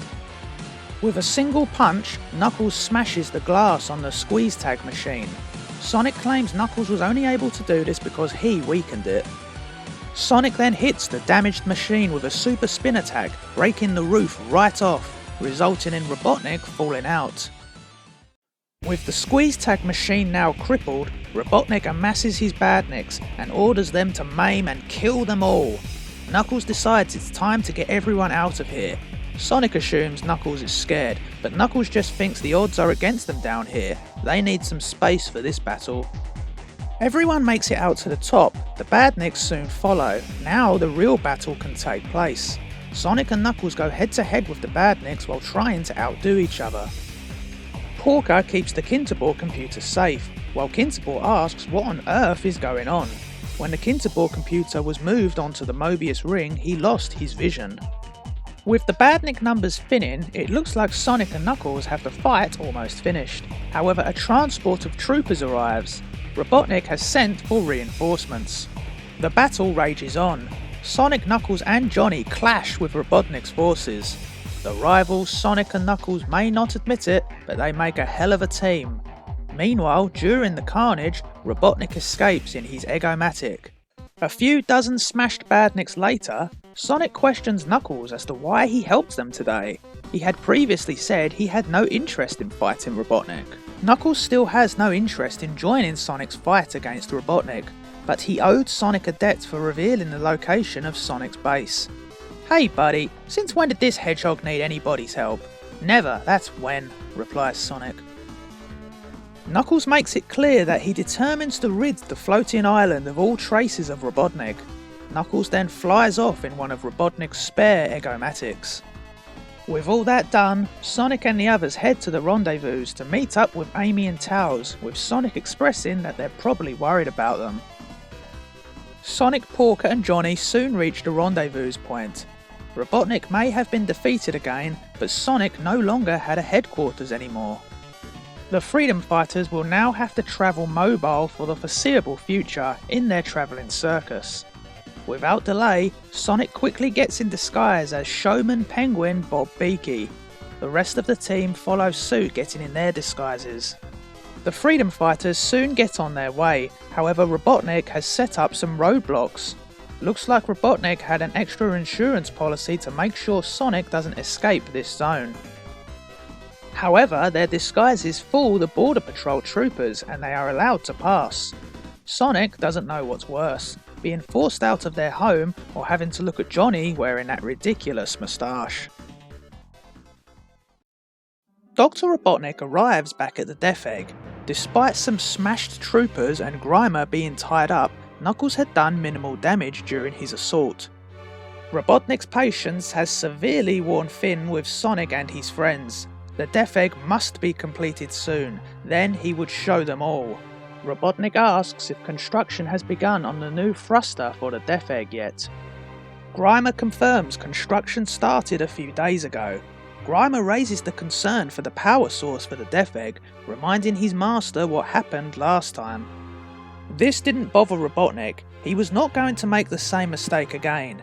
This time he had the perfect power source in mind, one that would never run out, one that would grant him unlimited destructive power. Robotnik drastically increased trooper patrols across the launch base zone. He wants to immediately know if Sonic or any of his disgusting friends get anywhere near the Death Egg. Repairing the Death Egg is now the #1 priority, and repairs are ordered to be carried out 24/7. Robotnik has also grown tired of his minions failing time and time again. He was in vast need of upgrading his forces. He instructs Grimer that he is greenlighting the SBS project for immediate deploy, and wants the first of his super badniks finished by the end of the month. We should have enough supply of Megatal by now. Yes, Master, consider it done. But what of Knuckles? He will surely return to the floating island. Don't worry about Knuckles. I've sent the perfect distraction to keep him busy. Knuckles is heading back to the floating island with just one thought on his mind: to rid his world of every trace of the evil Dr. Robotnik. Suddenly, while Knuckles was flying in the Egg-O-Matic, the self-destruct sequence initiated, but Knuckles didn't touch anything. The order was sent by a remote source. Incoming transmission on screen now. It was Robotnik. Ah, my former ally. I thought you'd like to know that the craft you're flying in belongs to me, and the punishment for thieves is particularly harsh. So this looks like the end for you, Knuckles. Unless you've learned how to fly. Knuckles leaps from the craft as it explodes. He may not be able to fly exactly, but gliding is no problem at all. Luckily, Knuckles was already above the floating island when he leapt. As Knuckles glides back over the floating island, he notices some strange buildings that weren't there before. Knuckles detects this is Robotnik's doing. This is a historic sight. When I get my hands on that madman. Knuckles lands near the entrance. It's well guarded, but Knuckles could take them easy enough, but decides not to draw attention to himself and instead burrows underground and enters the city without detection. However, the security system picks up Knuckles, and 3 mysterious individuals are alerted to his presence. The leader of the trio claims he doesn't look so tough, and asks for a construction robot to be sent to get rid of him. Knuckles wanders around the city, which is actually the Carnival Night Zone, but has no idea what this place is meant to be used for. Knuckles has lived a solitary life growing up alone, so the idea of bright lights, loud noises and gambling mean nothing to him. The construction robot finds him, but Knuckles destroys it with a single punch. Suddenly, a bullet ricochets off the wall beside Knuckles. A figure on the roof is attempting to shoot him with a rifle. It's the trio from before, and they believe Knuckles can't reach them, but Knuckles soon proves them wrong by scaling the building and kicking the gun out of the leader's hand. The leader then claims to finally recognise Knuckles. They introduce themselves as the Marxio brothers, and Groucho, the leader, says they're going to make Knuckles an offer he can't refuse. Knuckles has come face to face with the Marxio brothers, masters of the new Carnival Night Zone. Sonic had a run-in once with the trio in the Casino Night Zone on Mobius. Sonic had foiled Robotnik's plans of robbing all the Mobians of their money with fixed games, and the Marxios, who run the zone for Robotnik, tried to stop Sonic, but of course failed. Now here they are on the floating island, and Knuckles has no idea they actually work for Robotnik. Groucho immediately tries to make a good impression, explaining that he only shot at Knuckles because he thought the Echidna was a criminal, as he broke in. But that's all in the past now. Groucho claims he's going to make Knuckles rich by giving him a cut in the profits when the Casino Night Zone opens. Knuckles doesn't want their money, he just wants them and their carnival off his island. but Groucho brings up Knuckles' long-lost people. After all, the floating island's monuments are so old and run down, and Knuckles could use the money to clean the place up a bit for when his people return. Many of these sites are ancient monuments, of course they look old.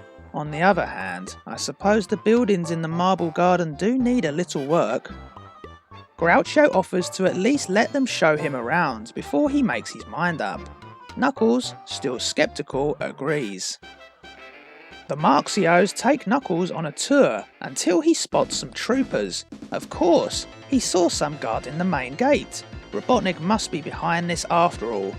Knuckles swiftly destroys them. Groucho angrily explains that they only bought the Badniks off Robotnik. It just happens his robots are the best. They have no other dealings with him. Just how did they find out about the floating island then? Well, ever since Robotnik found this place, words got out. The floating island isn't a secret anymore. Groucho asks to just give them a chance, and if Knuckles still doesn't like the place, they'll leave. Just then, Groucho has a brilliant idea to show Knuckles how great the Carnival night really is. The Marxios take Knuckles to the Hell House roller coaster, which they jokingly refer to as a white knuckle ride. They strap Knuckles in tight and explain it's for his own safety. Secretly, however, Groucho and Chico have plans for the ride to have a little accident while Knuckles is on board. After all, it won't be very good if the echidna somehow finds out they really do work for Robotnik. Meanwhile, Sonic and the Freedom Fighters continue roaming as Bob Beakey's travelling circus, enjoying a brief moment of downtime from the usual rescuing and helping the people of Mobius. Not even Robotnik is behind all the evil in this world. High above on the floating island, Knuckles is trying out the Hell House ride. Knuckles doesn't realise that the Marxio brothers have arranged for the ride to develop a few fatal flaws. Apart from a tightly locked safety harness, Knuckles is actually enjoying the ride so far. Once the cart gets back inside the house, Chico starts activating the traps. A knight attacks Knuckles with an axe, which embeds itself in the cart, just a few inches behind Knuckles' head. Knuckles is really enjoying this and thinks it's all part of the ride. Groucho orders Chico to spring the next trap. Knuckles encounters some kind of mud creatures. Knuckles praises the Marxios for putting so much effort into this ride. Instead of just sitting back, Knuckles decides it will be more fun to smash them all. More spooks are up next, but Knuckles can't be bothered to destroy them all, so he just punches the ceiling and crushes them all in a rockfall. The Marxios don't know what to do. They believe Knuckles has caught on to what they're trying to do to him. Chico has a final idea. He'll switch Knuckles onto the new part of the track, the parts they haven't finished building yet. He increases the speed, sends Knuckles through a few loops, and then blocks his vision with a few sheet ghosts. Then, Knuckles' cart flies off the end of the track, and he can't jump as he's clamped in his seat. Luckily, he manages to catch onto the track by using the knight's axe and swings himself back onto solid ground. Now to find those Marxio brothers. Minutes later, a nervous Groucho compliments Knuckles looking well and apologised that the ride had a couple teething problems. Knuckles tells Groucho to take it easy. He loved the ride, and what's more, he's going to let them stay on the floating island. Groucho couldn't be happier and tells Knuckles he's a smart kid. He can see they made a shrewd move when they made Knuckles their partner in the Carnival Night Zone. A few days later, and Knuckles has been given his own office and been made the marketing consultant to the Carnival Night Zone. Groucho hypes up that they'll soon be open to the public.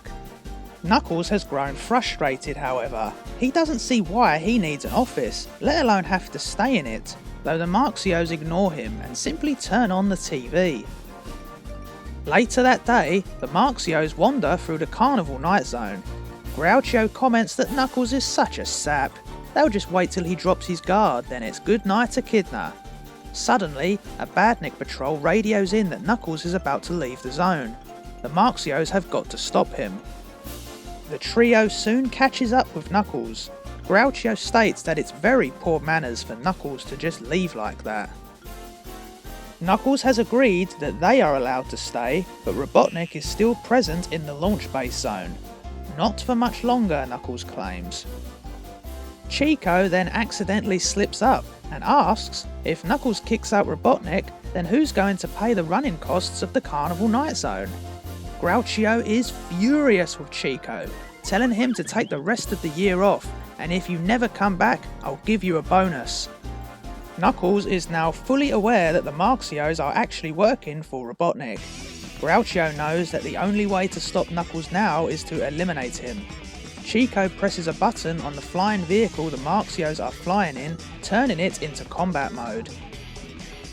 The Marxios catch Knuckles off guard as they immediately fire a barrage of missiles at him, then smash him under a giant fist. Groucho tells Chico to go down to see if Knuckles is still alive, but Chico confirms, "There's a no need, boss. It's a all over for Knuckles."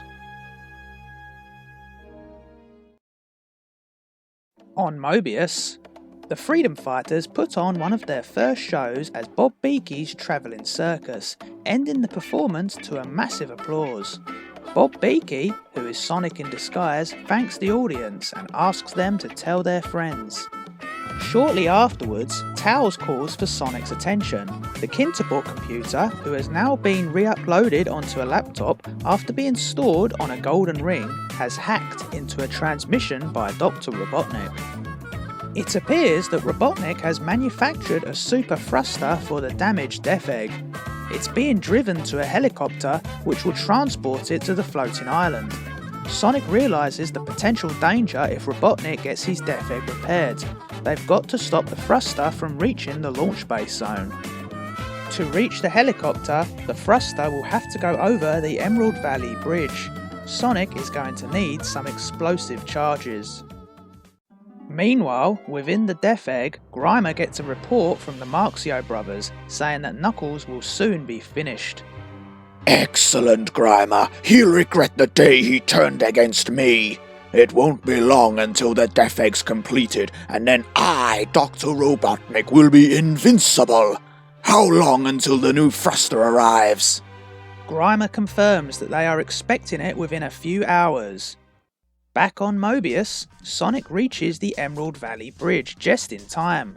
Sonic begins to lay mines over it, intending to bring down the whole bridge and destroy the thruster.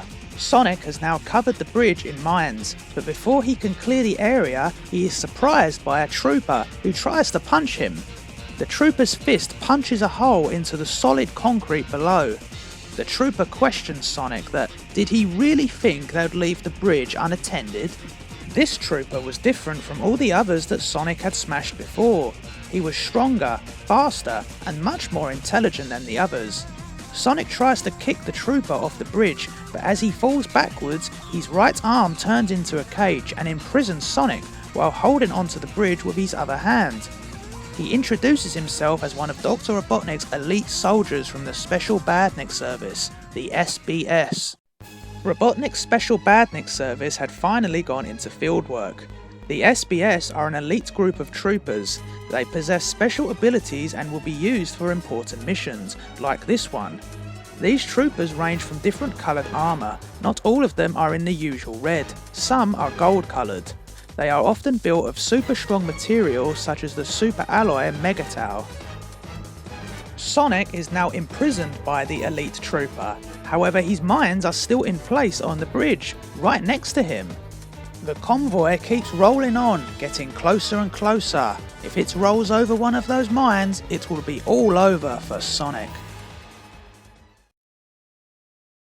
It looks as if Knuckles' days as Guardian of the Floating Island are over, and the Marxio brothers couldn't be happier about it. The Marxios send their report to Grimer with news of their success.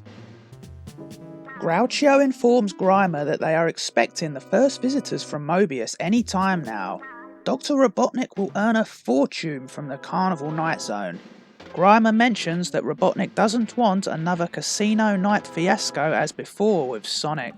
Groucho reassures Grimer that nothing can go wrong this time. Groucho then quickly has to hang up when Knuckles' body vanishes. The guests are starting to arrive, and they have to hurry back to the control room for the opening day parade. Knuckles will have to wait, but Knuckles isn't waiting for anybody. Knuckles tunnels up out of the ground, and this time avoids the barrage of missiles fired by the Marxios.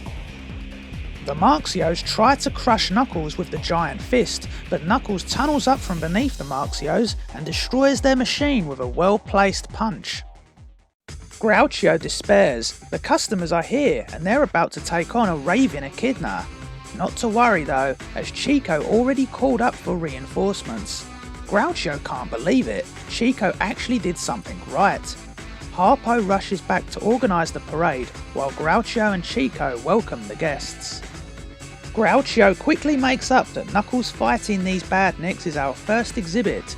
This performance celebrates the victory of Knuckles over the evil forces of Dr. Robotnik. Chico compliments Groucho as quicker thinking, boss. One of the guests mentioned that some folks say Robotnik is still on the floating island, repairing the Death Egg, but Groucho dismisses it and welcomes the guests to an adventure beyond your wildest dreams. Knuckles, still busy battling Badniks, knows that he can't destroy the zone with all the people around. He needs another way to beat the Badniks, and fast. Sonic is caged by a trooper of the Elite Special Badnik Service, the SBS. The convoy is mere moments from rolling over one of the mines Sonic previously placed. Luckily, Johnny and Amy arrive in the tornado. The convoy is now inches away from a mine, but the sight of the plane leaves the convoy's trooper drivers to stop. The elite trooper claims that Sonic cannot escape, and that he is too strong for Sonic to defeat him. If Sonic can't destroy the cage, then he'll merely spin the cage around at super speed, unscrewing it from the base and escaping. The trooper boasts that did Sonic forget that he's hundreds of feet from the ground? Of course Sonic didn't, and he lands on the left wing of the tornado. The elite trooper makes his way back onto the bridge and orders the rest of the troopers to check the area for explosives, and they soon manage to find them all. Realising that the troopers have found his mines, Sonic takes the plane's toolkit and jumps back down. While avoiding the troopers, Sonic unscrews the transporter's wheels, immobilising it. The convoy won't be going anywhere fast now. One of the troopers tells Sonic that it's just as well he ordered reinforcements as soon as the tornado was spotted then. The reinforcements begin firing on Sonic, but Sonic jumps off the bridge again and Johnny just about manages to catch him. Now it's up to Amy. Sonic tells her to equip her bow.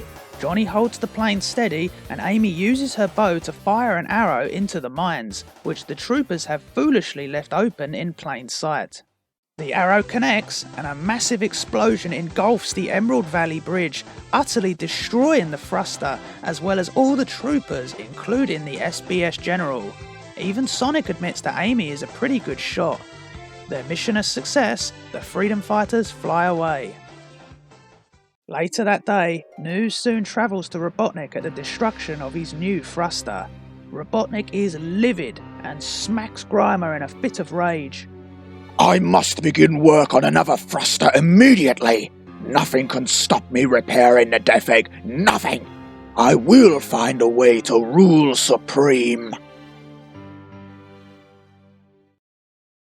Knuckles fights off Badniks, determined to tear down the Marxio brothers' Carnival Night Zone before visitors can walk through the door. Groucho tries to rush visitors in the zone, knowing Knuckles wouldn't dare smash up the zone in case he hurts anyone. Knuckles has to end the fight quickly, so lures the Badniks to come in closer to him. One of them gets a hit on him. Knuckles then destroys them all with a 360 degrees punch. Groucho isn't defeated yet though, and tells Knuckles that there's another 20 Badniks waiting for him the minute he steps into the zone. Who says Knuckles needs to go into the zone though?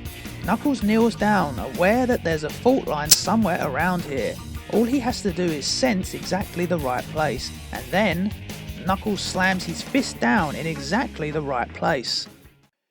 The entire Carnival Night Zone then separates from the floating island. It drifts further away. Luckily, none of the Mobians had entered the zone yet. The only ones on the drifting Carnival Night Zone are the Marxio brothers. Chico panics that they're going to fall back down to Mobius and die. Groucho notices that they aren't actually falling though. That's because the ground still retains a little emerald power, keeping it in the air, but since Knuckles keeps the emeralds on this side, the power will eventually fade. The Casino Night Zone then plummets to Mobius. Knuckles explains that with a bit of luck there'll be some emerald power left to cushion their impact when they land. Knuckles then demands that the Mobians get back to their transports and get off of his island now. Meanwhile, close to the Emerald Hill Zone, but thankfully not over anywhere residential, the Casino Night Zone smashes down. The entire zone is wrecked. The impact was only cushioned slightly by the scant remaining emerald power. The Marxio brothers pull themselves out of the wreckage. Chico wonders what Robotnik will do to them when he realises what's happened, but Groucho doesn't want to wait and find out. He's going back to Super Marxio World. As for Robotnik, he's going to have plenty on his mind when Knuckles catches up with him. That kid's a lot tougher than he looks. The next day, a Badnik patrol reports to Grimer of the remains of the Carnival Night Zone on Mobius. So that's why the systems went dark there. Oh dear, the entire city, and no word from the Marxios. He is not going to like this one bit. Grimer nervously informs Robotnik of the Carnival Night Zone's destruction. Are you trying to tell me that that ridiculous echidna destroyed the entire zone? That city cost me millions! Robotnik begins walking towards Grimer, clenching his fists. Yes, Master, I'm afraid so. But the first of your Super Badniks is finished and ready to go. All we need is the test subject. That's fortunate for you, Grimer. Show me! Robotnik and Grimer soon arrive at the Badnik processing plant. Grimer shows his master the Cybernik, the first of a new type of Super Badnik, an unstoppable force that even Sonic could never defeat. Robotnik had been planning Super Badniks for some time. Amy almost became one during Sonic's raid on the Egg Fortress, but in Robotnik's eyes they still wasn't good enough. He wanted them much stronger, unbeatable compared to these prototypes. That's why he greenlit the new Super Badnik project. The armour of these Badniks would be made entirely of Megatal. This was the strongest metal on Mobius, but also one of the rarest, which is why Robotnik didn't use it more often. Only those of importance would be constructed with Megatal. Robotnik was pleased with what he saw. Perfect! Now all we need is the organic battery. Still feeling bitter about his previous defeat to Sonic, Robotnik orders a raid of Mobians on the Emerald Hill Zone to be his test subjects. Being Sonic's home zone, this would be a personal attack, and made Robotnik feel better about himself. Later that day, in the Emerald Hill Zone, there's a bit of commotion between a couple of Mobians. It seems one of the residents is a Robotnik supporter, and claims he's an okay guy. The other Mobian, called Shorty, is furious at this remark. A fight nearly breaks out, but Shorty's friend Hopper manages to cool his friend down. Just as the argument had ended, Robotnik's troop ship arrived. The Mobians begin to panic and try to run away. The Robotnik supporter actually runs to the troopers, saying that he likes Robotnik. The trooper replies with, "Then you'll make an excellent Badnik," and then throws him in the ship. Shorty manages to outmaneuver the troopers, but the rest of his friends are not so lucky, and they are captured. Shorty's got to do something to try and rescue his friends, he thought, and it looks like Sonic isn't about this time. Shorty manages to sneak onto the troop ship. The ship then heads back to Robotnik. Later, the prisoners are forced into the Badnik processing plant. Shorty, keeping out of sight, keeps close by, hoping for some way to rescue them. The Mobians are brought before Robotnik and placed into Badniks ready to be turned. Shorty watches on in horror from a ventilation duct. Go to work, Grimer. Turn these cringe-worthy creatures into menacing Badniks.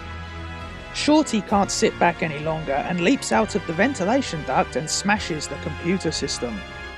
Shorty is soon grabbed by a trooper. Too late, Furbo. The process can't be halted. Shorty's friends had now all been turned into Badniks. This outburst and distraction wouldn't go unnoticed, and Robotnik has decided that the short-tempered squirrel will become the first of his new Super Badniks. Shorty tries to struggle while the trooper places him inside. Once connected to the circuitry of the Cybernik, you can never be free again. Congratulations! How do you feel about becoming a slave of destruction for the rest of your life? Shorty claims that Robotnik will never be able to brainwash him, but Robotnik replies that no one can resist the process, and then orders Grimer to begin the procedure.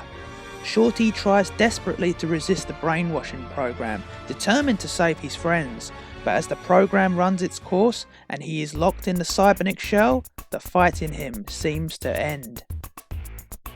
Shorty is now the Cybernik. The Cybernik now responds to Robotnik's commands. Robotnik asks for the Cybernik to demonstrate his power, and the Cybernik destroys a nearby trooper. It's a waste of a trooper, but still an impressive demonstration, replies Robotnik. Robotnik is very pleased with the results of his first Super Badnik. Now it is time for the Cybernik's first mission, and Robotnik has the perfect idea in mind. As a test of your loyalty, you will lead these Badniks to attack the Emerald Hill Zone, where you used to live. Once again, Robotnik is targeting Sonic's home zone. This mission is not a capture and seize job. Robotnik is ordering the Cybernik to annihilate and kill them all. Take no prisoners. The Cybernik obeys. Later that day, in the Emerald Hill Zone, many of the residents mourn the loss of their friends who was recently captured. Then suddenly, the Badniks arrive, led by the Cybernik. The Badniks are about to attack the remaining residents of the Emerald Hill Zone until the flying Badniks are blasted out of the sky. But who saved them? It's the Cybernik, but we thought he was leading the attack. Well, so did Robotnik, but it looks like the damage Shorty did to Robotnik's computer, coupled with Shorty's own stubborn nature, left him with his own mind.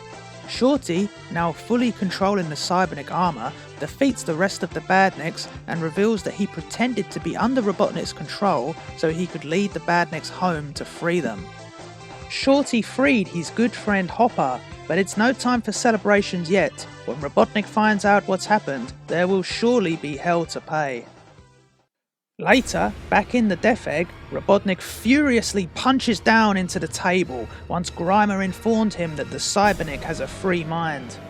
This presents us with quite the problem. It presents us with no problem, Grimer. Robotnik walks towards Hangar 18. Robotnik created the Cybernik, and he will destroy him. Robotnik boards into a flying assaultmobile. He is going to destroy his own creation, personally. A furious Robotnik heads towards the Emerald Hill Zone. It was very rare for Robotnik to leave his fortress alone, but his flying vehicle would be more than enough to protect him, and besides, this was personal. Months of development into his Super Badnik project, all for his first subject to turn on him. This was unacceptable. In the Emerald Hill Zone, Hopper questions whether it's possible to free his friend from the armour that Shorty is imprisoned in. Shorty tells Hopper to forget it. Robotnik sealed him in this suit permanently, and that's something he's going to regret big time. Suddenly, Robotnik attacks. That's big talk from a defect. We'll see who has the regrets. Shorty and Robotnik now engage in battle. Robotnik fires at Shorty with his mounted gun, but Shorty dodges and fires back and destroys it. Shorty then flies towards Robotnik and grabs the back part of his vehicle and rips it off completely. Shorty is about to destroy Robotnik's vehicle utterly until Robotnik reveals his secret weapon. Fool! Don't you realize that any planetary dictator worth his salt always has a plan B? Robotnik presses a button on a remote control and Shorty suddenly falls out of the sky. The device can scramble the Cybernik's circuits. Just a little device I designed that's tuned into your circuits. Beg for mercy, Cybernik. Shorty refuses. Robotnik isn't playing around, he's going to destroy him once and for all. Maybe he'll be able to salvage some of the armour for his next creation. As Robotnik is about to go in for the kill, Sonic suddenly arrives and hits Robotnik with a super spin attack, resulting in Robotnik dropping his device. It's an honour for Shorty to meet Sonic, but now's not the time for chat. Sonic's got a Dictator to deal with. Sonic continues to hit Robotnik with super spin attacks, while Shorty crawls over to Robotnik's dropped device. Shorty grabs what is his only weakness and crushes it in his hand. With his vehicle barely flying, Robotnik makes a hasty retreat while he still can. Later on, Sonic offers Shorty a place on the Freedom Fighters. Shorty is flattered, but declines. He wants to fight alone to make Robotnik pay for turning him into a living machine. That makes it personal. Sonic hopes he can live up to his speech. As Shorty is about to leave, his friend Hopper runs over, expressing that this is your home, you can't leave. Shorty explains that he must leave. He must use these powers in the fight against Robotnik. Hopper replies that he's going to miss his friend, but he understands. As Shorty is about to fly off, he now dubs himself Shortfuse the Cybernik. Don't feel sorry for me, save it for Robotnik, as he waves Hopper goodbye. With the first Super Badnik turning against him and an SBS general destroyed, Robotnik was growing even more frustrated with his Badniks failing him. The next machine to be constructed entirely of Megatal would be a success. Robotnik demanded it. It wasn't all doom and gloom for the Doctor. Reports coming in from within the Egg Fortress appear to show the automated factory is coming along nicely. But for his current Badnik line, they needed some extra motivation to get their job done, and Robotnik has ordered that any Badnik that fails to capture or defeat Sonic will result in extermination. These Badniks will be forced to jump to their doom in a bath of molten metal beneath them in one of Robotnik's many processing plants. This act of genocide would kill both the Badnik and the organic battery inside, the people of Mobius. The Badniks are then melted down and constructed into a new and improved Badnik that will this time hopefully get the job done.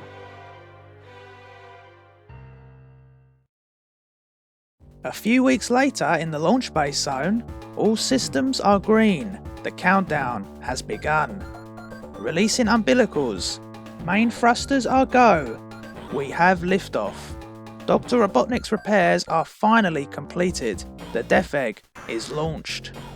The launch is a success! Now, Grimer, take us down to the surface of Planet Mobius. It is time for the Emerald Hill folk to tremble. Meanwhile, in the Emerald Hill Zone, Sonic and Tails finish off defeating a group of Badniks. The two best friends celebrate until...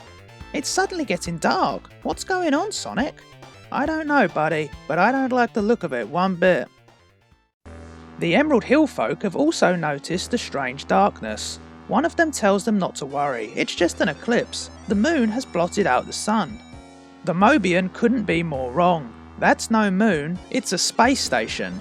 The Death Egg fires its two death rays into the Emerald Hill's populated areas, destroying homes and the landscape itself.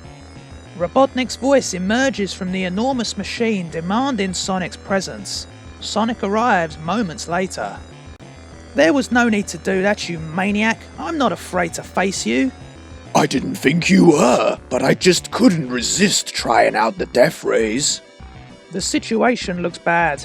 Tails has an idea. As he's the only one who can fly, Tails believes maybe he'll be able to catch Robotnik by surprise. He has to try. Sonic orders him to come back, but it's too late. He's already flying towards the Death Egg. Nothing gets past Robotnik though, and as Tails flies in the path of one of the death rays, the Death Egg fires. Tails is caught directly in the blast and is utterly obliterated, killing the poor child. Sonic is horrified. His best friend had been taken from him right before his own eyes. Robotnik, you murderer! Tails was only a kid. You won't find me such an easy target. Sonic doesn't hold back and launches towards the Death Egg. But Robotnik is not concerned. All I need to do is set my def rays to wide angle, increase the power to maximum, and the whole of the pathetic Emerald Hill Zone will be no more. With a single deadly powerful blast, Robotnik destroys the entire Emerald Hill Zone, killing Sonic and all of the Emerald Hill folk. The blast had such range and power, no one could avoid or escape it. It's finished. The lights turn on. That was excellent, Grimer. Simply excellent. It's revealed that everything that we have just seen was a simulation created by Grimer to show Robotnik just what the Death Egg will be capable of. None of it was real. Grimer assures Robotnik that the Death Egg is capable of all this and more. Repairs are progressing quickly. They took delivery of the new main thruster this morning, of which Sonic destroyed the first one, causing this delay. We are now only weeks away from the real launch of the Death Egg. And with its power, my rule over Mobius will be absolute. A few days later, and it's Dr. Robotnik's birthday. With repairs coming along nicely on the Death Egg, Robotnik takes the day off and leaves Grimer in charge in the launch base zone. Robotnik is throwing a party on his personal luxury airship, the Robotnikus. And once again, fellow friends, I thank you for your support. Robotnik sips on some expensive imported wine. Some of Robotnik's vile supporters congratulate the Dictator on the great job he's doing. Of course, my Badnik troopers make excellent slave drivers. So much cheaper than... What? Suddenly, Robotnik's airship is attacked by Captain Plunder and his sky pirates. They swarm the airship and capture Robotnik. You're going to pay dearly for this, Plunder. Plunder has inside information that Robotnik is carrying treasures, all stolen from the people of Mobius. You mean my taxes? I don't know how you found out, Plunder, but I'll take you to the treasure. It will do you no good. They arrive at the vault. Robotnik is confident that Plunder will never be able to open it, as it requires 2 keys. One at the airship's destination, and the other in his fortress. What Robotnik doesn't know is Filch of Plunder's crew is a ghost, and walks right into the vault and opens it from the inside with his poltergeist abilities. Robotnik is speechless. The pirates quickly carry the treasure back to their ship before Robotnik's trooper reinforcements arrive. Later, back on Plunder's ship, we find out that Sonic was the one who tipped off the pirates about Robotnik's cruise and the treasure he was carrying. Sonic expresses that they're lucky he's still helping them after that business with the Chaos Emeralds. Sonic asks to speak to Plunder, but the pirates soon realise that they left him behind on Robotnik's ship. Held at gunpoint, Plunder is then arrested. It's not long before Captain Plunder is put on trial for crimes against Robotnik. The trial is anything but fair, with even Plunder's own defense attorney working against him. This is Robotnik's world, Robotnik's law, and the judge is clearly corrupt and in favour of Robotnik. The verdict comes down. Plunder will be hung until he is dead. Plunder is chained and moved to the Highview Corrective Centre, where none of the inmates have ever reoffended, because they are all executed. Robotnik's laws are harsh, and anyone caught breaking them usually ends up dead. Plunder spends a week here, chained in the dungeons. He is chained next to another inmate called Simpson the Cat. Plunder learns that Simpson knows a way out of his cell. Plunder then uses a mechanical device in his hook to break free and then free Simpson. Meanwhile, outside Highview Corrective Centre, Filch and the other Sky Pirates are planning on rescuing their captain. In the dungeons below, Plunder and fellow cellmate Simpson are free of their chains, but can't reach the secret tunnel Simpson mentioned, as it's behind bars. Plunder demands to know what they're going to do now. As Simpson ponders that, a question mark floats over his head. Simpson pulls the question mark out of the air, then uses it to pick the lock and open the door. Plunder is certain that something just isn't quite right about Simpson. Just then, the Frog Warden Mr. Gullet catches them. Gullet attacks Plunder, saying it looks like he gets to save the government the cost of a hanging. Simpson takes some black paint and makes a circle on the floor, which Gullet steps on and falls through into a bottomless pit. Plunder and Simpson then finally make their way to the escape tunnel. Outside, Filch and the crew also finds the secret escape tunnel. They claim Plunder is as good as rescued. Plunder and Simpson are now making their way through the tunnels, just as Filch and the Sky Pirates are coming to rescue them from the other end of the tunnel. Plunder can't see a thing as it's so dark, so Simpson gets an idea and causes a light bulb to appear over his head, which they then use for light. Plunder suddenly hears voices from the tunnel and they quickly hide. Simpson puts out the light by swallowing it. The voices are actually the other Sky Pirates who head towards Plunder's cell. The two groups pass without noticing each other. After coming out of hiding, Plunder and Simpson continue following the tunnels through until they finally make it outside.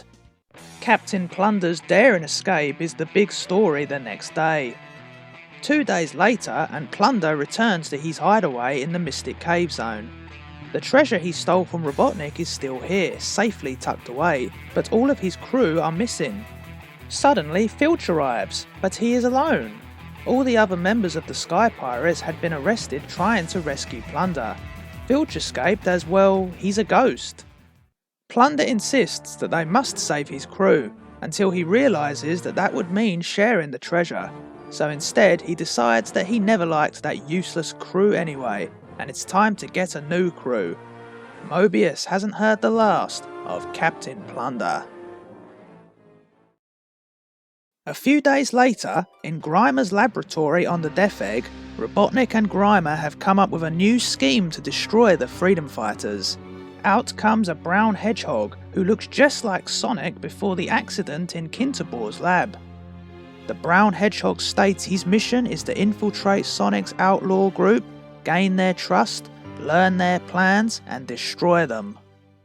The next day, in the Jungle Zone, Sonic and the other Freedom Fighters ambush a prisoner transport, destroying a group of troopers that was escorting it. Sonic doubts that this all seemed too easy. The last prisoner to leave is the brown hedgehog. The brown hedgehog is happily surprised to see Sonic. He then explains that his name is Tonic, and that he's Sonic's long-lost brother. Amy questions Sonic that he never told her that he has a brother. Sonic explains that's because he doesn't have one. This guy's a phony. Tonic says that Sonic doesn't remember him as they were both separated at a very young age, but now he's back. Tonic asks to join the Freedom Fighters. Johnny says they sure could use the help. But Sonic refuses. Sonic doesn't trust him one bit and thinks Tonic's story is complete nonsense. Tonic begins sobbing and runs off, saying, "I'll go if you don't want me." Amy then has a go at Sonic, telling him he can be so insensitive sometimes. Tails runs after Tonic to see if he's okay. Moments later, Tails catches up, but keeps out of sight after seeing Tonic acting suspicious. Tails then witnesses Tonic making a phone call to Dr. Robotnik. Tonic informs the Doctor that his mission is going perfectly. The gullible fools will soon fall for his act. Tails had heard everything and charges towards Tonic. "You're working for Robotnik. You've seen too much, kid." Tonic's arm transforms and he grabs Tails by the throat. His deception had been discovered. There is no further need to pose as Sonic's non-existent brother. He then slams Tails against a tree. Tonic then transforms into his true self, that of the female shapeshifter Metamorphia. Meanwhile, Sonic continues to explain to Amy that he doesn't have a brother. Sonic is unique. "But he looks so much like you," Amy replies. Sonic then realises that he or she must be a shapeshifter, and there's only one bad dude that Sonic knows with powers like that: Metamorphia. Indeed, Metamorphia was back and had Tails cornered. Tails followed her and witnessed her change into her true form, and for that, Tails must die. Metamorphia turns her hand into a giant hammer. Before she can strike, Tails is saved by Sonic, who runs to the rescue. Sonic wants to know why she disguised herself as Sonic's brother. and Metamorphia explains that Robotnik sent her to gain Sonic's trust and destroy them one by one. With that plan failed, it looks like she'll have to destroy them all at once. Metamorphia transforms into a monster, but Johnny smacks her on the head with his staff. She then transforms into a sticky goo to capture them all. However, Sonic is able to defeat this form by using his super speed to give her the runaround. Sonic states that she's got to face the fact that she's outnumbered. Metamorphia, now extremely disorientated, reverts back to her original form and stands right near the edge of a waterfall. She trips and then falls over the edge of the waterfall and plummets down it. Sonic suspects that maybe she jumped. He's got a feeling Metamorphia had that escape route all planned out. Later on, Metamorphia arrives back at the Death Egg. She explains that the odds were against her, so she leapt into the waterfall and took the form of a fish and swam to safety. Grimer compliments Metamorphia, saying that isn't she fabulous, so resourceful. But Robotnik certainly doesn't see it that way. Robotnik is furious that she failed her mission. I allowed you to create this shape-shifting thing so it would destroy Sonic. It has failed me 3 times now. Grimer tries to defend her, explaining that Sonic isn't easy to destroy, as Robotnik has found out many times. You dare to compare your failures with my setbacks, you little... Metamorphia shouts no, as Robotnik was about to hit Grimer. She apologises for failing again, saying she wanted to succeed so badly because she adores Robotnik. Robotnik finds this hilarious. Your monster has a sense of humour, Grimer. Of course she adores me. Those who don't are doomed. Robotnik then walks away. Metamorphia finds Robotnik's comments upsetting, especially that he called her a monster.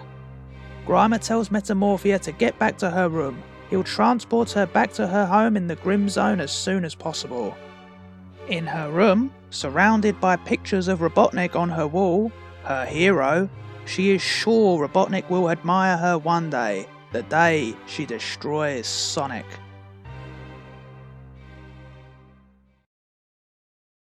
Two weeks later, Sonic and Tails are once again heading to the floating island. However, this will be a solo trip for Sonic once they get there. Tails drops Sonic off in the Sandopolis zone, but insists that he wishes someone was coming with him. Sonic declines. The job he's got planned calls for speed. He doesn't want anyone slowing him down. And with that, Tails heads back down to Mobius. If Porker Lewis is right, Sonic should be able to get a good view somewhere over here. And there it is, the Death Egg. With the Death Egg's incredible size, Sonic can see all the way to the launch base zone. Seeing it gives Sonic the creeps. If Robotnik finishes the repairs, everyone will be at his mercy. I can't let that happen. The Death Egg is nearly fully restored. Sonic's mission is to sabotage the reconstruction to prevent the launch.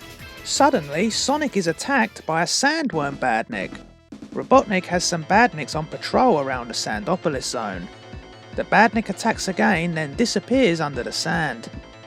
Well, if it isn't Sonic the Hedgehog. Knuckles appears nearby watching. He guesses that Sonic must have a good reason for coming back to the floating island. He'd offered to help Sonic deal with the sandworm Badnik, but he knows full well that Sonic would say he doesn't need help. I don't need any help. Yep, that's what I thought you'd say. The sandworm Badnik doesn't get lucky twice, and this time Sonic destroys it with a super spin attack. The two are now able to converse normally.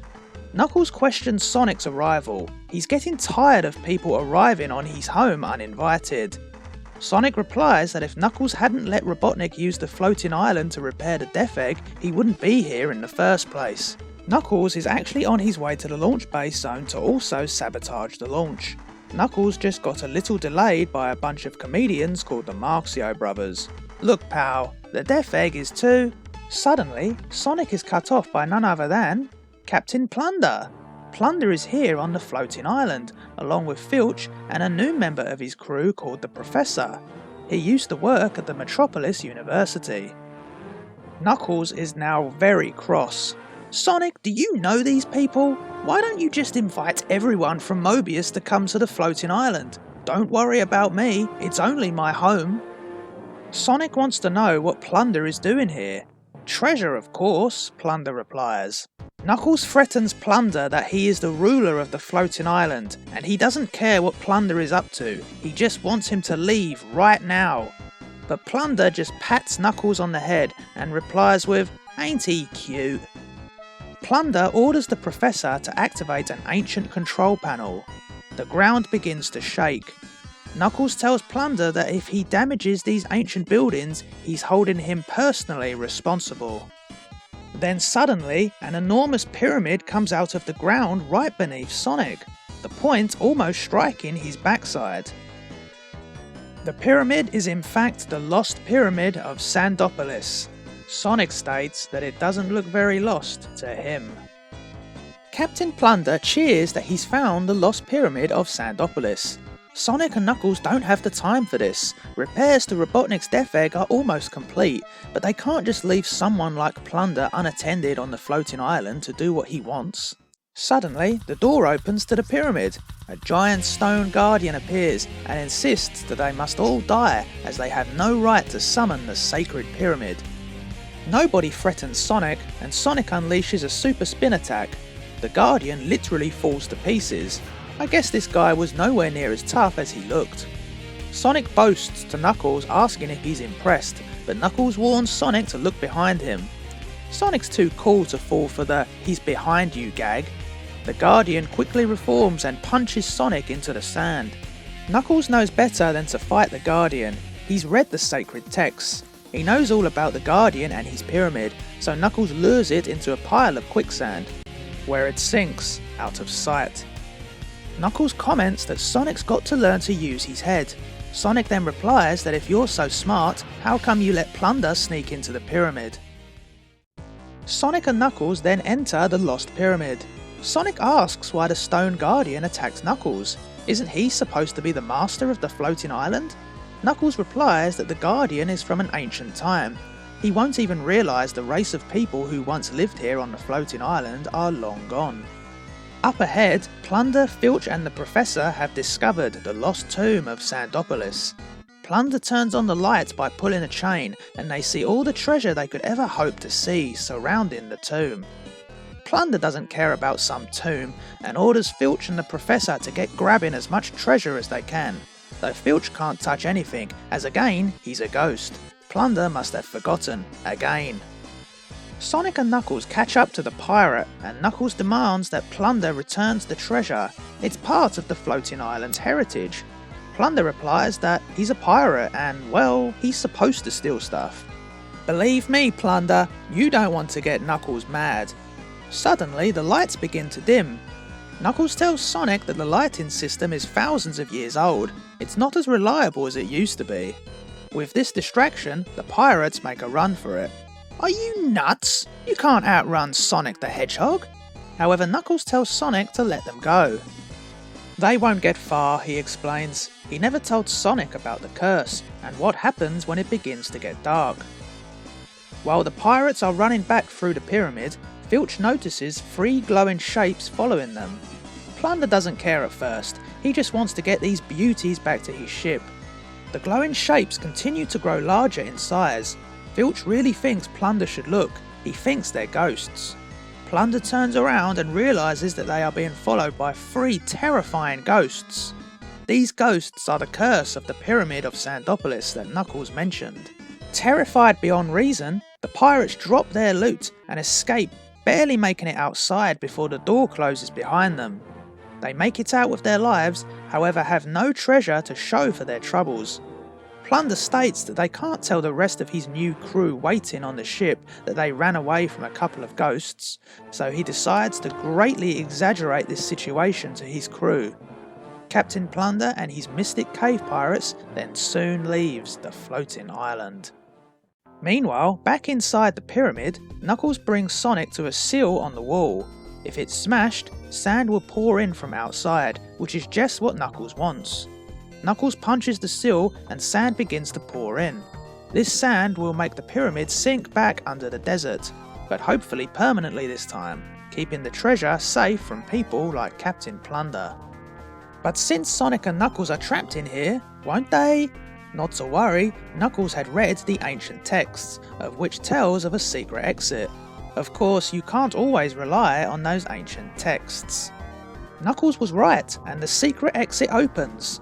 Sonic and Knuckles quickly escape into the tunnels before the sand covers it.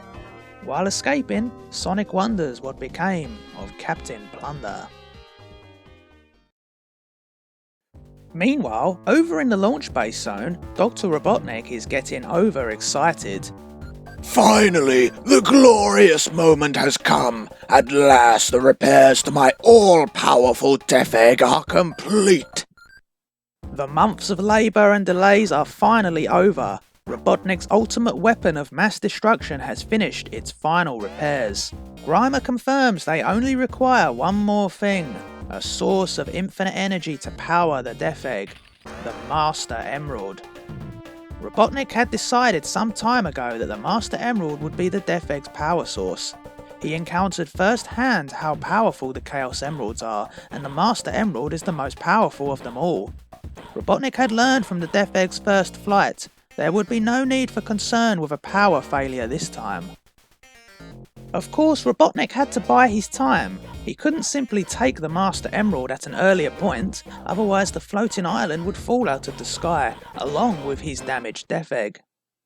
But with the Death Egg's repairs complete, now is the time to retrieve the Master Emerald. Robotnik was overly cautious. He wouldn't just send any old Badnik to retrieve it, no, he was going to send a Badnik that would guarantee the retrieval. The time has come, my Badnik. Bring me the Master Emerald, and if Knuckles should get in your way, destroy him! The Badnik obeys and then leaves the Death Egg. Its destination? The Emerald Chamber. Meanwhile, below the surface of the floating island, Sonic and Knuckles finally make their way out of the network of tunnels that they entered from within the Lost Pyramid of Sandopolis. They arrive at the Lava Reef Zone and access the Magma Chamber. They are right below the launch base zone. The Death Egg must be really close to their location. Closer than you think, buddy. Sonic and Knuckles look up and are shocked to see the Death Egg right above them. Robotnik has the Death Egg sitting right on top of the volcano. Knuckles is furious. He will pay for this vile deed. Suddenly, Sonic catches something coming out of the Death Egg. It's a legion of Egg Robo Badniks heading straight for Sonic and Knuckles. The Egg Robo is a new line of Badniks that Robotnik has created exclusively to guard the Death Egg. The Egg Robos attack. One of them starts to talk with a very familiar voice. Knuckles recognizes it as Robotnik. How perceptive of you, Knuckles! The eyes in these Badniks are also cameras. Back in my control room I can see everything. And the next thing I'm going to see is your destruction!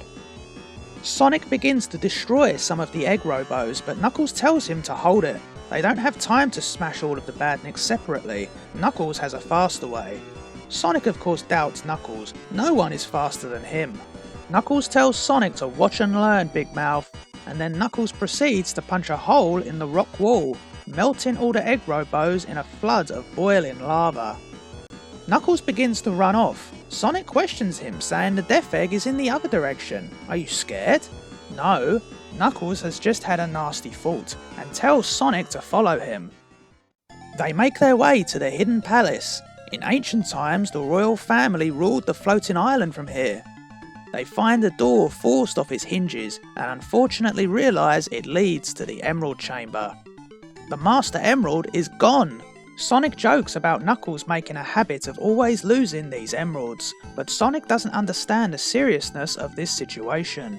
Without the Master Emerald, the floating island will crash back down to Mobius in a few hours. Sonic notices just how big the Chaos Emeralds are now. Knuckles explains that this is how they're meant to look. When Sonic had them, they had become drained of most of their power. Okay Knuckles, it looks like Robotnik has the Master Emerald, but what does he need it for? Back in the Death Egg, Robotnik is more excited than ever. In fact, he's so happy about the Death Egg's finished repairs that he breaks down in tears of joy. Nothing can go wrong this time.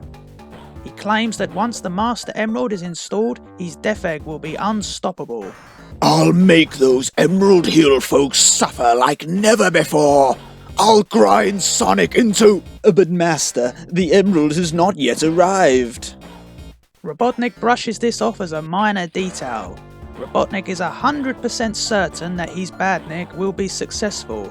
Even now knowing that Sonic is also on the floating island will make no difference, because Sonic will find himself facing the one Badnik he can never hope to defeat. Back underground, Sonic and Knuckles notice a glow in the cavern and go to investigate. They see a figure which appears to be standing on the Master Emerald, but once they get closer, to Sonic's horror, he knows exactly who it is. It's Metallix, the Metal Sonic, and he's absorbing the power of the Master Emerald. Metallix is back. He reveals that his mission is to retrieve the Master Emerald. This makes no sense to Sonic. That scrap heap, he calls it, is supposed to be dead. Metallix then grabs the Master Emerald and flies off towards a teleporter. Metallix informs Sonic and Knuckles to follow me if you dare. Metallix activates the teleporter and teleports out along with the Master Emerald. Sonic and Knuckles follow. Seconds later, they arrive in the Sky Sanctuary Zone, but before they can get their bearings, Metallix has powered up with the energy of the Master Emerald and charges towards them. Metallix punches Knuckles, knocking him immediately unconscious. Metallix reveals he has the ability to absorb energy directly from the Master Emerald. With this incredible power-up, he has essentially become invincible. Metallix now turns his attention to Sonic. Metallix reveals that he will have his revenge for the death of his brother. Metallix powers up a huge blast and fires it at Sonic. Sonic just about managed to avoid the blast, but Metallix quickly charges towards Sonic and punches him into a wall. Metallix confirms that the Metallix Sonic destroyed was only one of an elite brotherhood of Badniks. Sonic had originally thought that the first Metallix was erased from time and never constructed, but we learn now that that is clearly not the case. Sonic manages to quickly recover and launch his own attack on Metallix. Sonic runs around Metallix at sonic speed, stating that he'll just take care of Metallix just like he did his brother. But Metallix punches Sonic again in the jaw, claiming that Sonic's speed means nothing to him. Metallix's central processor is next generation technology. He is much more than Sonic's equal. However, Metallix's incredible power comes at a cost. Fighting at such intense levels drains his power rapidly. Metallix is now only operating at 15% power. He must return to the Master Emerald for recharging. Except Sonic gets there first. Metallix's blow had knocked him clean across to the Master Emerald. Now it's Sonic's turn to absorb the Master Emerald's power. Lightning bolts shoot towards the sky as a blinding yellow light engulfs the area. Sonic has transformed into the crazy Super Sonic. Super Sonic immediately hits Metallix with a devastating super spin attack, resulting in a 20% systems failure for Metallix. The cute blue hedgehog is gone. Now you're up against Super Sonic, and it ain't gonna be pretty. Super Sonic then punches Metallix's head clean off, ending the battle with this devastating blow. Meanwhile, in the Death Egg, R.B.R breaks the news to Robotnik that they've lost contact with Metallix. What do you mean, R.B.R, you snivelling incompetent? I should never have allowed Metallix to battle that accursed hedgehog. I should have made him bring the Master Emerald straight to me. Robotnik demands that R.B.R do something. Without the Master Emerald, they can never hope to launch the Death Egg. Robotnik is in luck. R.B.R confirms that the Master Emerald has already been placed on the teleporter device that's linked to the teleporter in the Death Egg. Knuckles finally wakes up and notices Metallix's head flying right over him.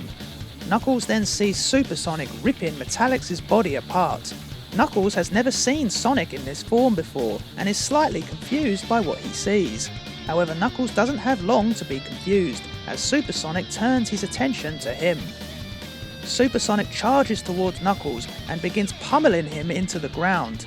Luckily, as Supersonic does so, the Emerald power starts to wear off, and he reverts back to normal Sonic again before Knuckles suffers serious harm. Once Sonic regains his senses, he is shocked to see Knuckles looking worse for wear in front of him and asks him if he's okay. Knuckles simply replies with, "Sure." Sonic apologises, saying he can't control himself when he's Supersonic, but Knuckles doesn't care and states that the Master Emerald that Metallix placed on the teleporter is gone. Without the Master Emerald's power, the Sky Sanctuary Zone is falling apart. They've got to try to activate the teleporter. It's the only way back to the floating island before it's too late. Suddenly, a great thunderous noise can be heard in the distance. Knuckles wonders if it's thunder. Sonic replies that that's no storm, buddy. Whatever it is, it's big and coming straight for them. Sonic doesn't like the look of this one bit. The thunderous noise grows closer and closer until, emerging from the clouds, the Death Egg. Robotnik has finally launched his ultimate weapon. This is no simulation. This time it's the real deal. After months of repairs, setbacks and delays, the day has finally come. Knuckles asks how do they fight something like that? But the Death Egg isn't Sonic and Knuckles' only problem. The ground is falling apart under their feet. The Sky Sanctuary Zone has almost completely fallen apart. Meanwhile, in the Death Egg's control room, Robotnik is at the controls flying his masterpiece. I've done it! Nothing can stop me now!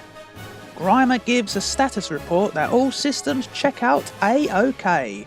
Incredible, the entire power requirement of the Death Egg supplied by one emerald. And with its power, the floating island will soon crash onto Mobius. My revenge on the treacherous Knuckles will be complete. I'm taking us down to Mobius tomorrow. The Emerald Hill Zone will be no more. In its place will be a new zone. I think I'll call it the Utterly and Completely Destroyed Zone. Just then, Robotnik notices Sonic and Knuckles on a monitor and sees their predicament. Robotnik gloats that they're running out of places to go as Sonic and Knuckles run up a spiral column while the ground continues to crumble beneath them. Sonic and Knuckles reach the top of the spiral column, which is now all that remains of the Sky Sanctuary Zone. It looks like I've been saved the trouble of having to destroy you, my little friends. It's as if the Death Egg itself is looking down upon Sonic and Knuckles as it hovers directly above them. Knuckles tells Sonic to grab hold quickly. At the last minute, they leap off the top of the pillar. Sonic is now sitting on Knuckles and holding onto his dreads. Knuckles has never tried carrying someone while gliding, so hang on.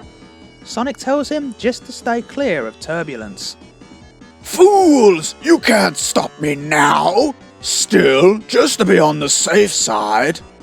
Robotnik makes it anything but easy for our heroes and unleashes an army of egg robos that pour out of the Death Egg. The egg robos fire lasers in every direction. They're sitting ducks right now. Sonic stands up on Knuckles' back. This hedgehog is nobody's easy target. Sonic leaps off Knuckles and uses his super spin attack to destroy the egg robos and ricochets himself towards the Death Egg. If that isn't a window Sonic's heading for, he's going to be a hedgehog pizza. Luckily, it was a window, and Sonic smashes right through it, breaking inside the Death Egg. Sonic's on his own though, as Knuckles can't gain altitude to reach him. Knuckles decides to head back towards the floating island. He has an idea. Sonic begins to search the Death Egg.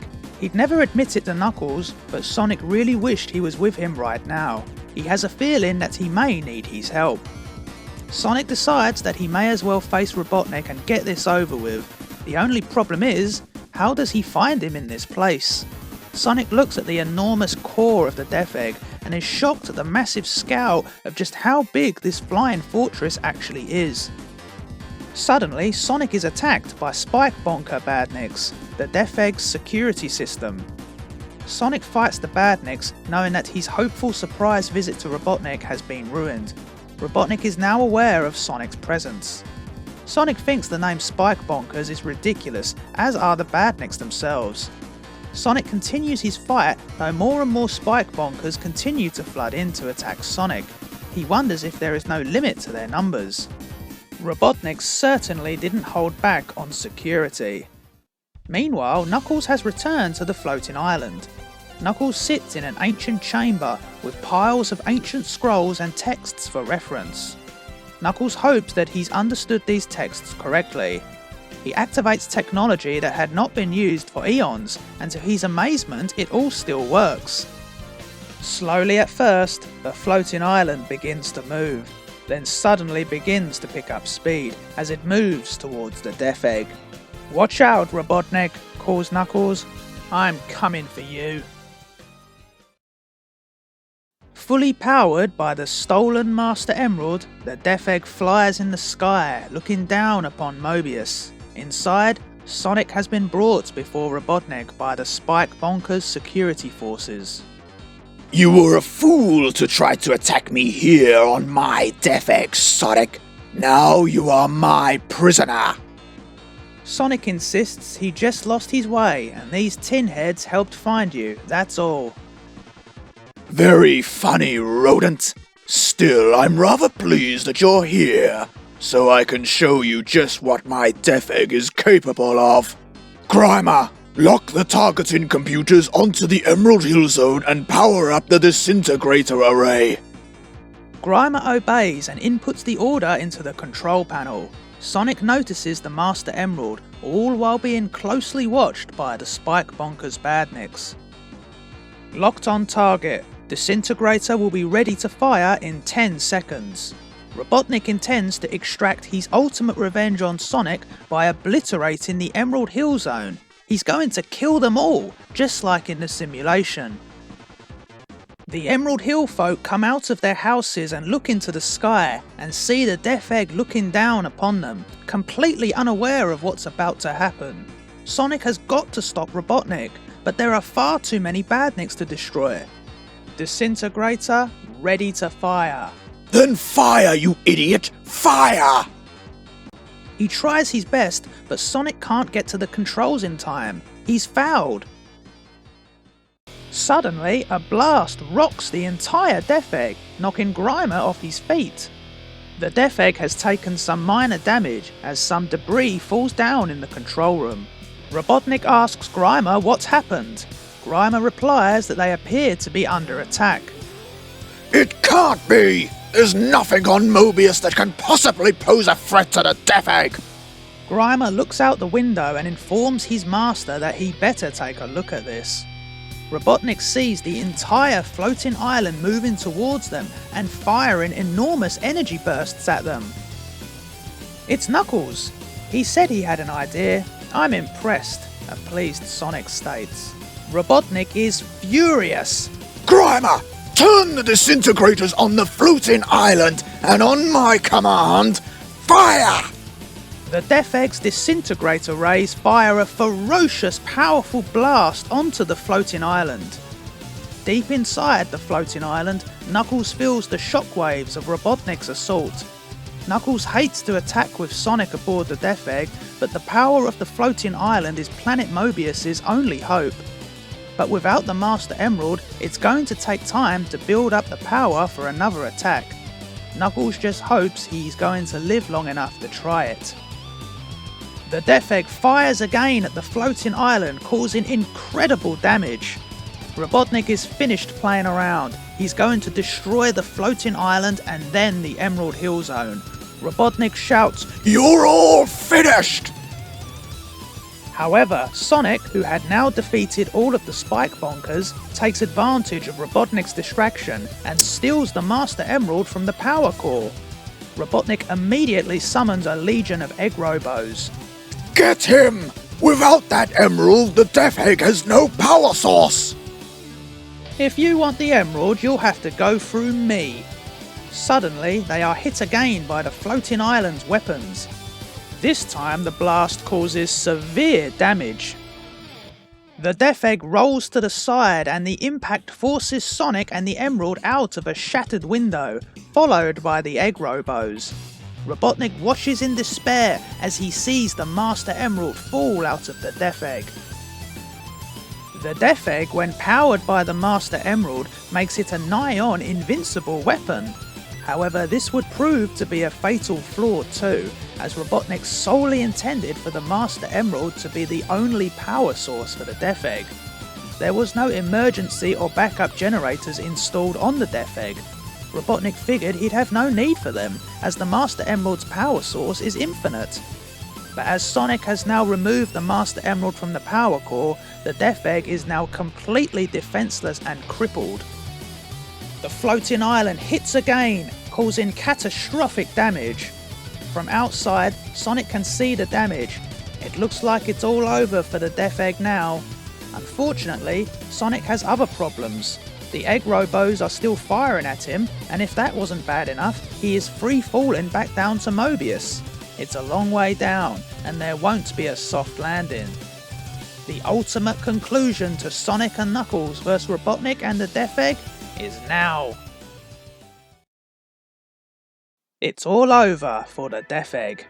Robbed of its power source, the Master Emerald, Robotnik's deadly device is being torn apart by energy blasts from the floating island, which is being piloted by Knuckles. Sonic would be a lot more impressed by this if he wasn't at this moment falling to certain death, while also trying to avoid being fired upon by the remaining Egg Robos. One of the Egg Robos manages to grab the Master Emerald. Sonic's got to stop it getting back to Robotnik. There is still a chance Robotnik could get the Death Egg back under control if he gets the Emerald back. While fighting another Egg Robo in mid-air, Sonic decides to borrow his gun and shoots the Egg Robo who's holding the Master Emerald. It works, and Sonic connects with the gun, destroying the Egg Robo and also knocking the trajectory of the Emerald so that it lands on the floating island. Another Egg Robo claims Sonic won't live to enjoy this victory. It's still a long way down. Sonic had forgotten about that while he continues to fall past the edge of the floating island. But he has his own plan and leaps on top of one of the attacking Egg Robos. Meanwhile, on board the stricken Death Egg, Robotnik desperately tries to get control back of his once ultimate weapon. The controls are no longer responding, and debris continues to fall down around him. It's over. The Death Egg is finished. There is no saving it this time. Grimer pleads with Robotnik to escape while there's still time. Robotnik finally and reluctantly agrees to leave. Alright, Grimer, we'll go. But I shall have my revenge. The whole of the Emerald Hill Zone is going to suffer like never before. Robotnik has been completely consumed by hatred for the Emerald Hill Zone and its residents. Sonic zooms towards the floating island, riding atop a jetpack that he took from an Egg Robo. Sonic states that Egg Robo really didn't want to lend him his jetpack. His loss. Sonic happily watches as the Death Egg falls out of the sky, breaking into pieces even before it hits the ground. A massive fire leaves a trail of smoke as it continues to fall. Sonic jokingly remarks that a falling Death Egg is time to make a wish. Sonic finds the Master Emerald close by, which landed safely in a bush. Sonic picks up the Emerald. He's got to get it back to the Emerald Chamber. The floating island can't stay in the sky for much longer, and Sonic dreads to think what would happen if it crash landed on Mobius. Suddenly, Sonic is attacked by Robotnik, who is in a massive robotic suit of armour. I just knew you'd survive that fall somehow, Spikeball. Now stand aside. I want that Master Emerald. Robotnik, don't you ever give up. Robotnik wants the Master Emerald. He may not have the Death Egg anymore, but imagine what damage he could still cause with an emerald with unlimited power. And he plans to squash Sonic to get it. Sonic strikes Robotnik's mech, but Robotnik violently hits back. First, I'm going to squash you like the insect you are. Then I'm going to take care of your precious Emerald Hill Zone permanently. But Sonic won't let that happen. Sonic smashes into the mech with his spin attack, savagely striking the robot again and again, severing an arm and punching numerous holes through its torso. Sonic has had enough of Robotnik and his threats. He's not going to let him do any more damage today. I've never seen him like this before. Never so savage! Sonic forces Robotnik back further and further until Robotnik topples over the edge of the floating island. Sonic is momentarily shocked at what he's done. He didn't mean to push Robotnik over. Looks like Robotnik's luck is holding out as usual. Those damaged jets should take him down safely, though I wouldn't bet on a soft landing. With the battle over, Knuckles appears, just when Sonic doesn't need him. Knuckles insists that they get the Master Emerald back to the Emerald Chamber immediately. However, for once, Sonic isn't too hasty. After all, he was the one that recovered the Emerald from Robotnik, and he'll be happy to give it to Knuckles in return for a little favour. 3 days later, off the coast of the Emerald Hill Zone, in the pouring rain, the Emerald Hill folk have loaded themselves and everything they own onto as many boats as they could find. They're sailing out to the floating island, evacuating the Emerald Hill Zone completely. They wonder if they will ever see their homes again, but while Robotnik is in power and so hell-bent on destroying them, it is no longer safe for them to live here. Sonic vows that one day the Emerald Hill folk will return. They may have been driven out, but they'll be back. Count on it. Sonic's agreement he had made with Knuckles in return for the Master Emerald was for the entire Emerald Hill folk to live on the floating island in secret, away from Robotnik's wrath. Knuckles reluctantly agreed, however stated that his condition for this agreement was for the Emerald Hill folk to keep in the Mushroom Hill Zone. As long as they keep to that zone, everything should work out fine. Sonic gives his word that they will. With the last boat now across, Sonic and the Freedom Fighters bid farewell to Knuckles. The floating island rises into the sky once again, and now that it is on full Emerald power, they should be safe from any attack. That's the theory anyway. Elsewhere in a hospital, it's been a few days since Robotnik fell from the floating island. The damaged jet boosts from his mech had saved him, but it was still a heavy landing back on Mobius. Robotnik's head was hit hard when he landed and had to be bandaged. He had suffered a heavy concussion, bruised tendons and a chipped tooth. Robotnik had been in a comatose state after crash landing and had been completely oblivious as to what Sonic had done to the Emerald Hill Zone. Sonic had moved the Emerald Hill folk so quickly that even none of Robotnik's forces had caught wind of it either. Robotnik is now awake, and with Grimer at his bedside, Robotnik states that he tried going easy on those Emerald Hill worms. He tried to be a just ruler. But now that's all over. From now on, it's no more Mr. Niceneck. One thing's for certain, when Robotnik finds out that the Emerald Hill Zone has been completely evacuated, he will be more ruthless and determined to punish those responsible than ever before. Robotnik's ultimate weapon, the Death Egg, had been destroyed. Sonic had caused a massive blow to Robotnik. Yet, Robotnik is still the dictator and ruler of Planet Mobius. Just what would the tyrant have in store for the planet going forward? Next time. Robotnik moves to his new base of operations in the heart of his evil empire, Citadel Robotnik in the Metropolis Zone. Meanwhile, the automated factory that was once the Egg Fortress in the Special Zone is finally operational, the Brotherhood of Metallix. Then, Robotnik's long-awaited second-in-command is revealed, Commander Brutus, an opponent so strong not even Sonic can defeat him. Robotnik continues his search for the Emerald Hill folk, while Sonic and Knuckles team up with the Guardians of the Special Zone, the Chaotix crew. Many explosive battles take place, and we find ourselves in a new time zone where Robotnik never existed, and Kintobor is the leader of the underground resistance.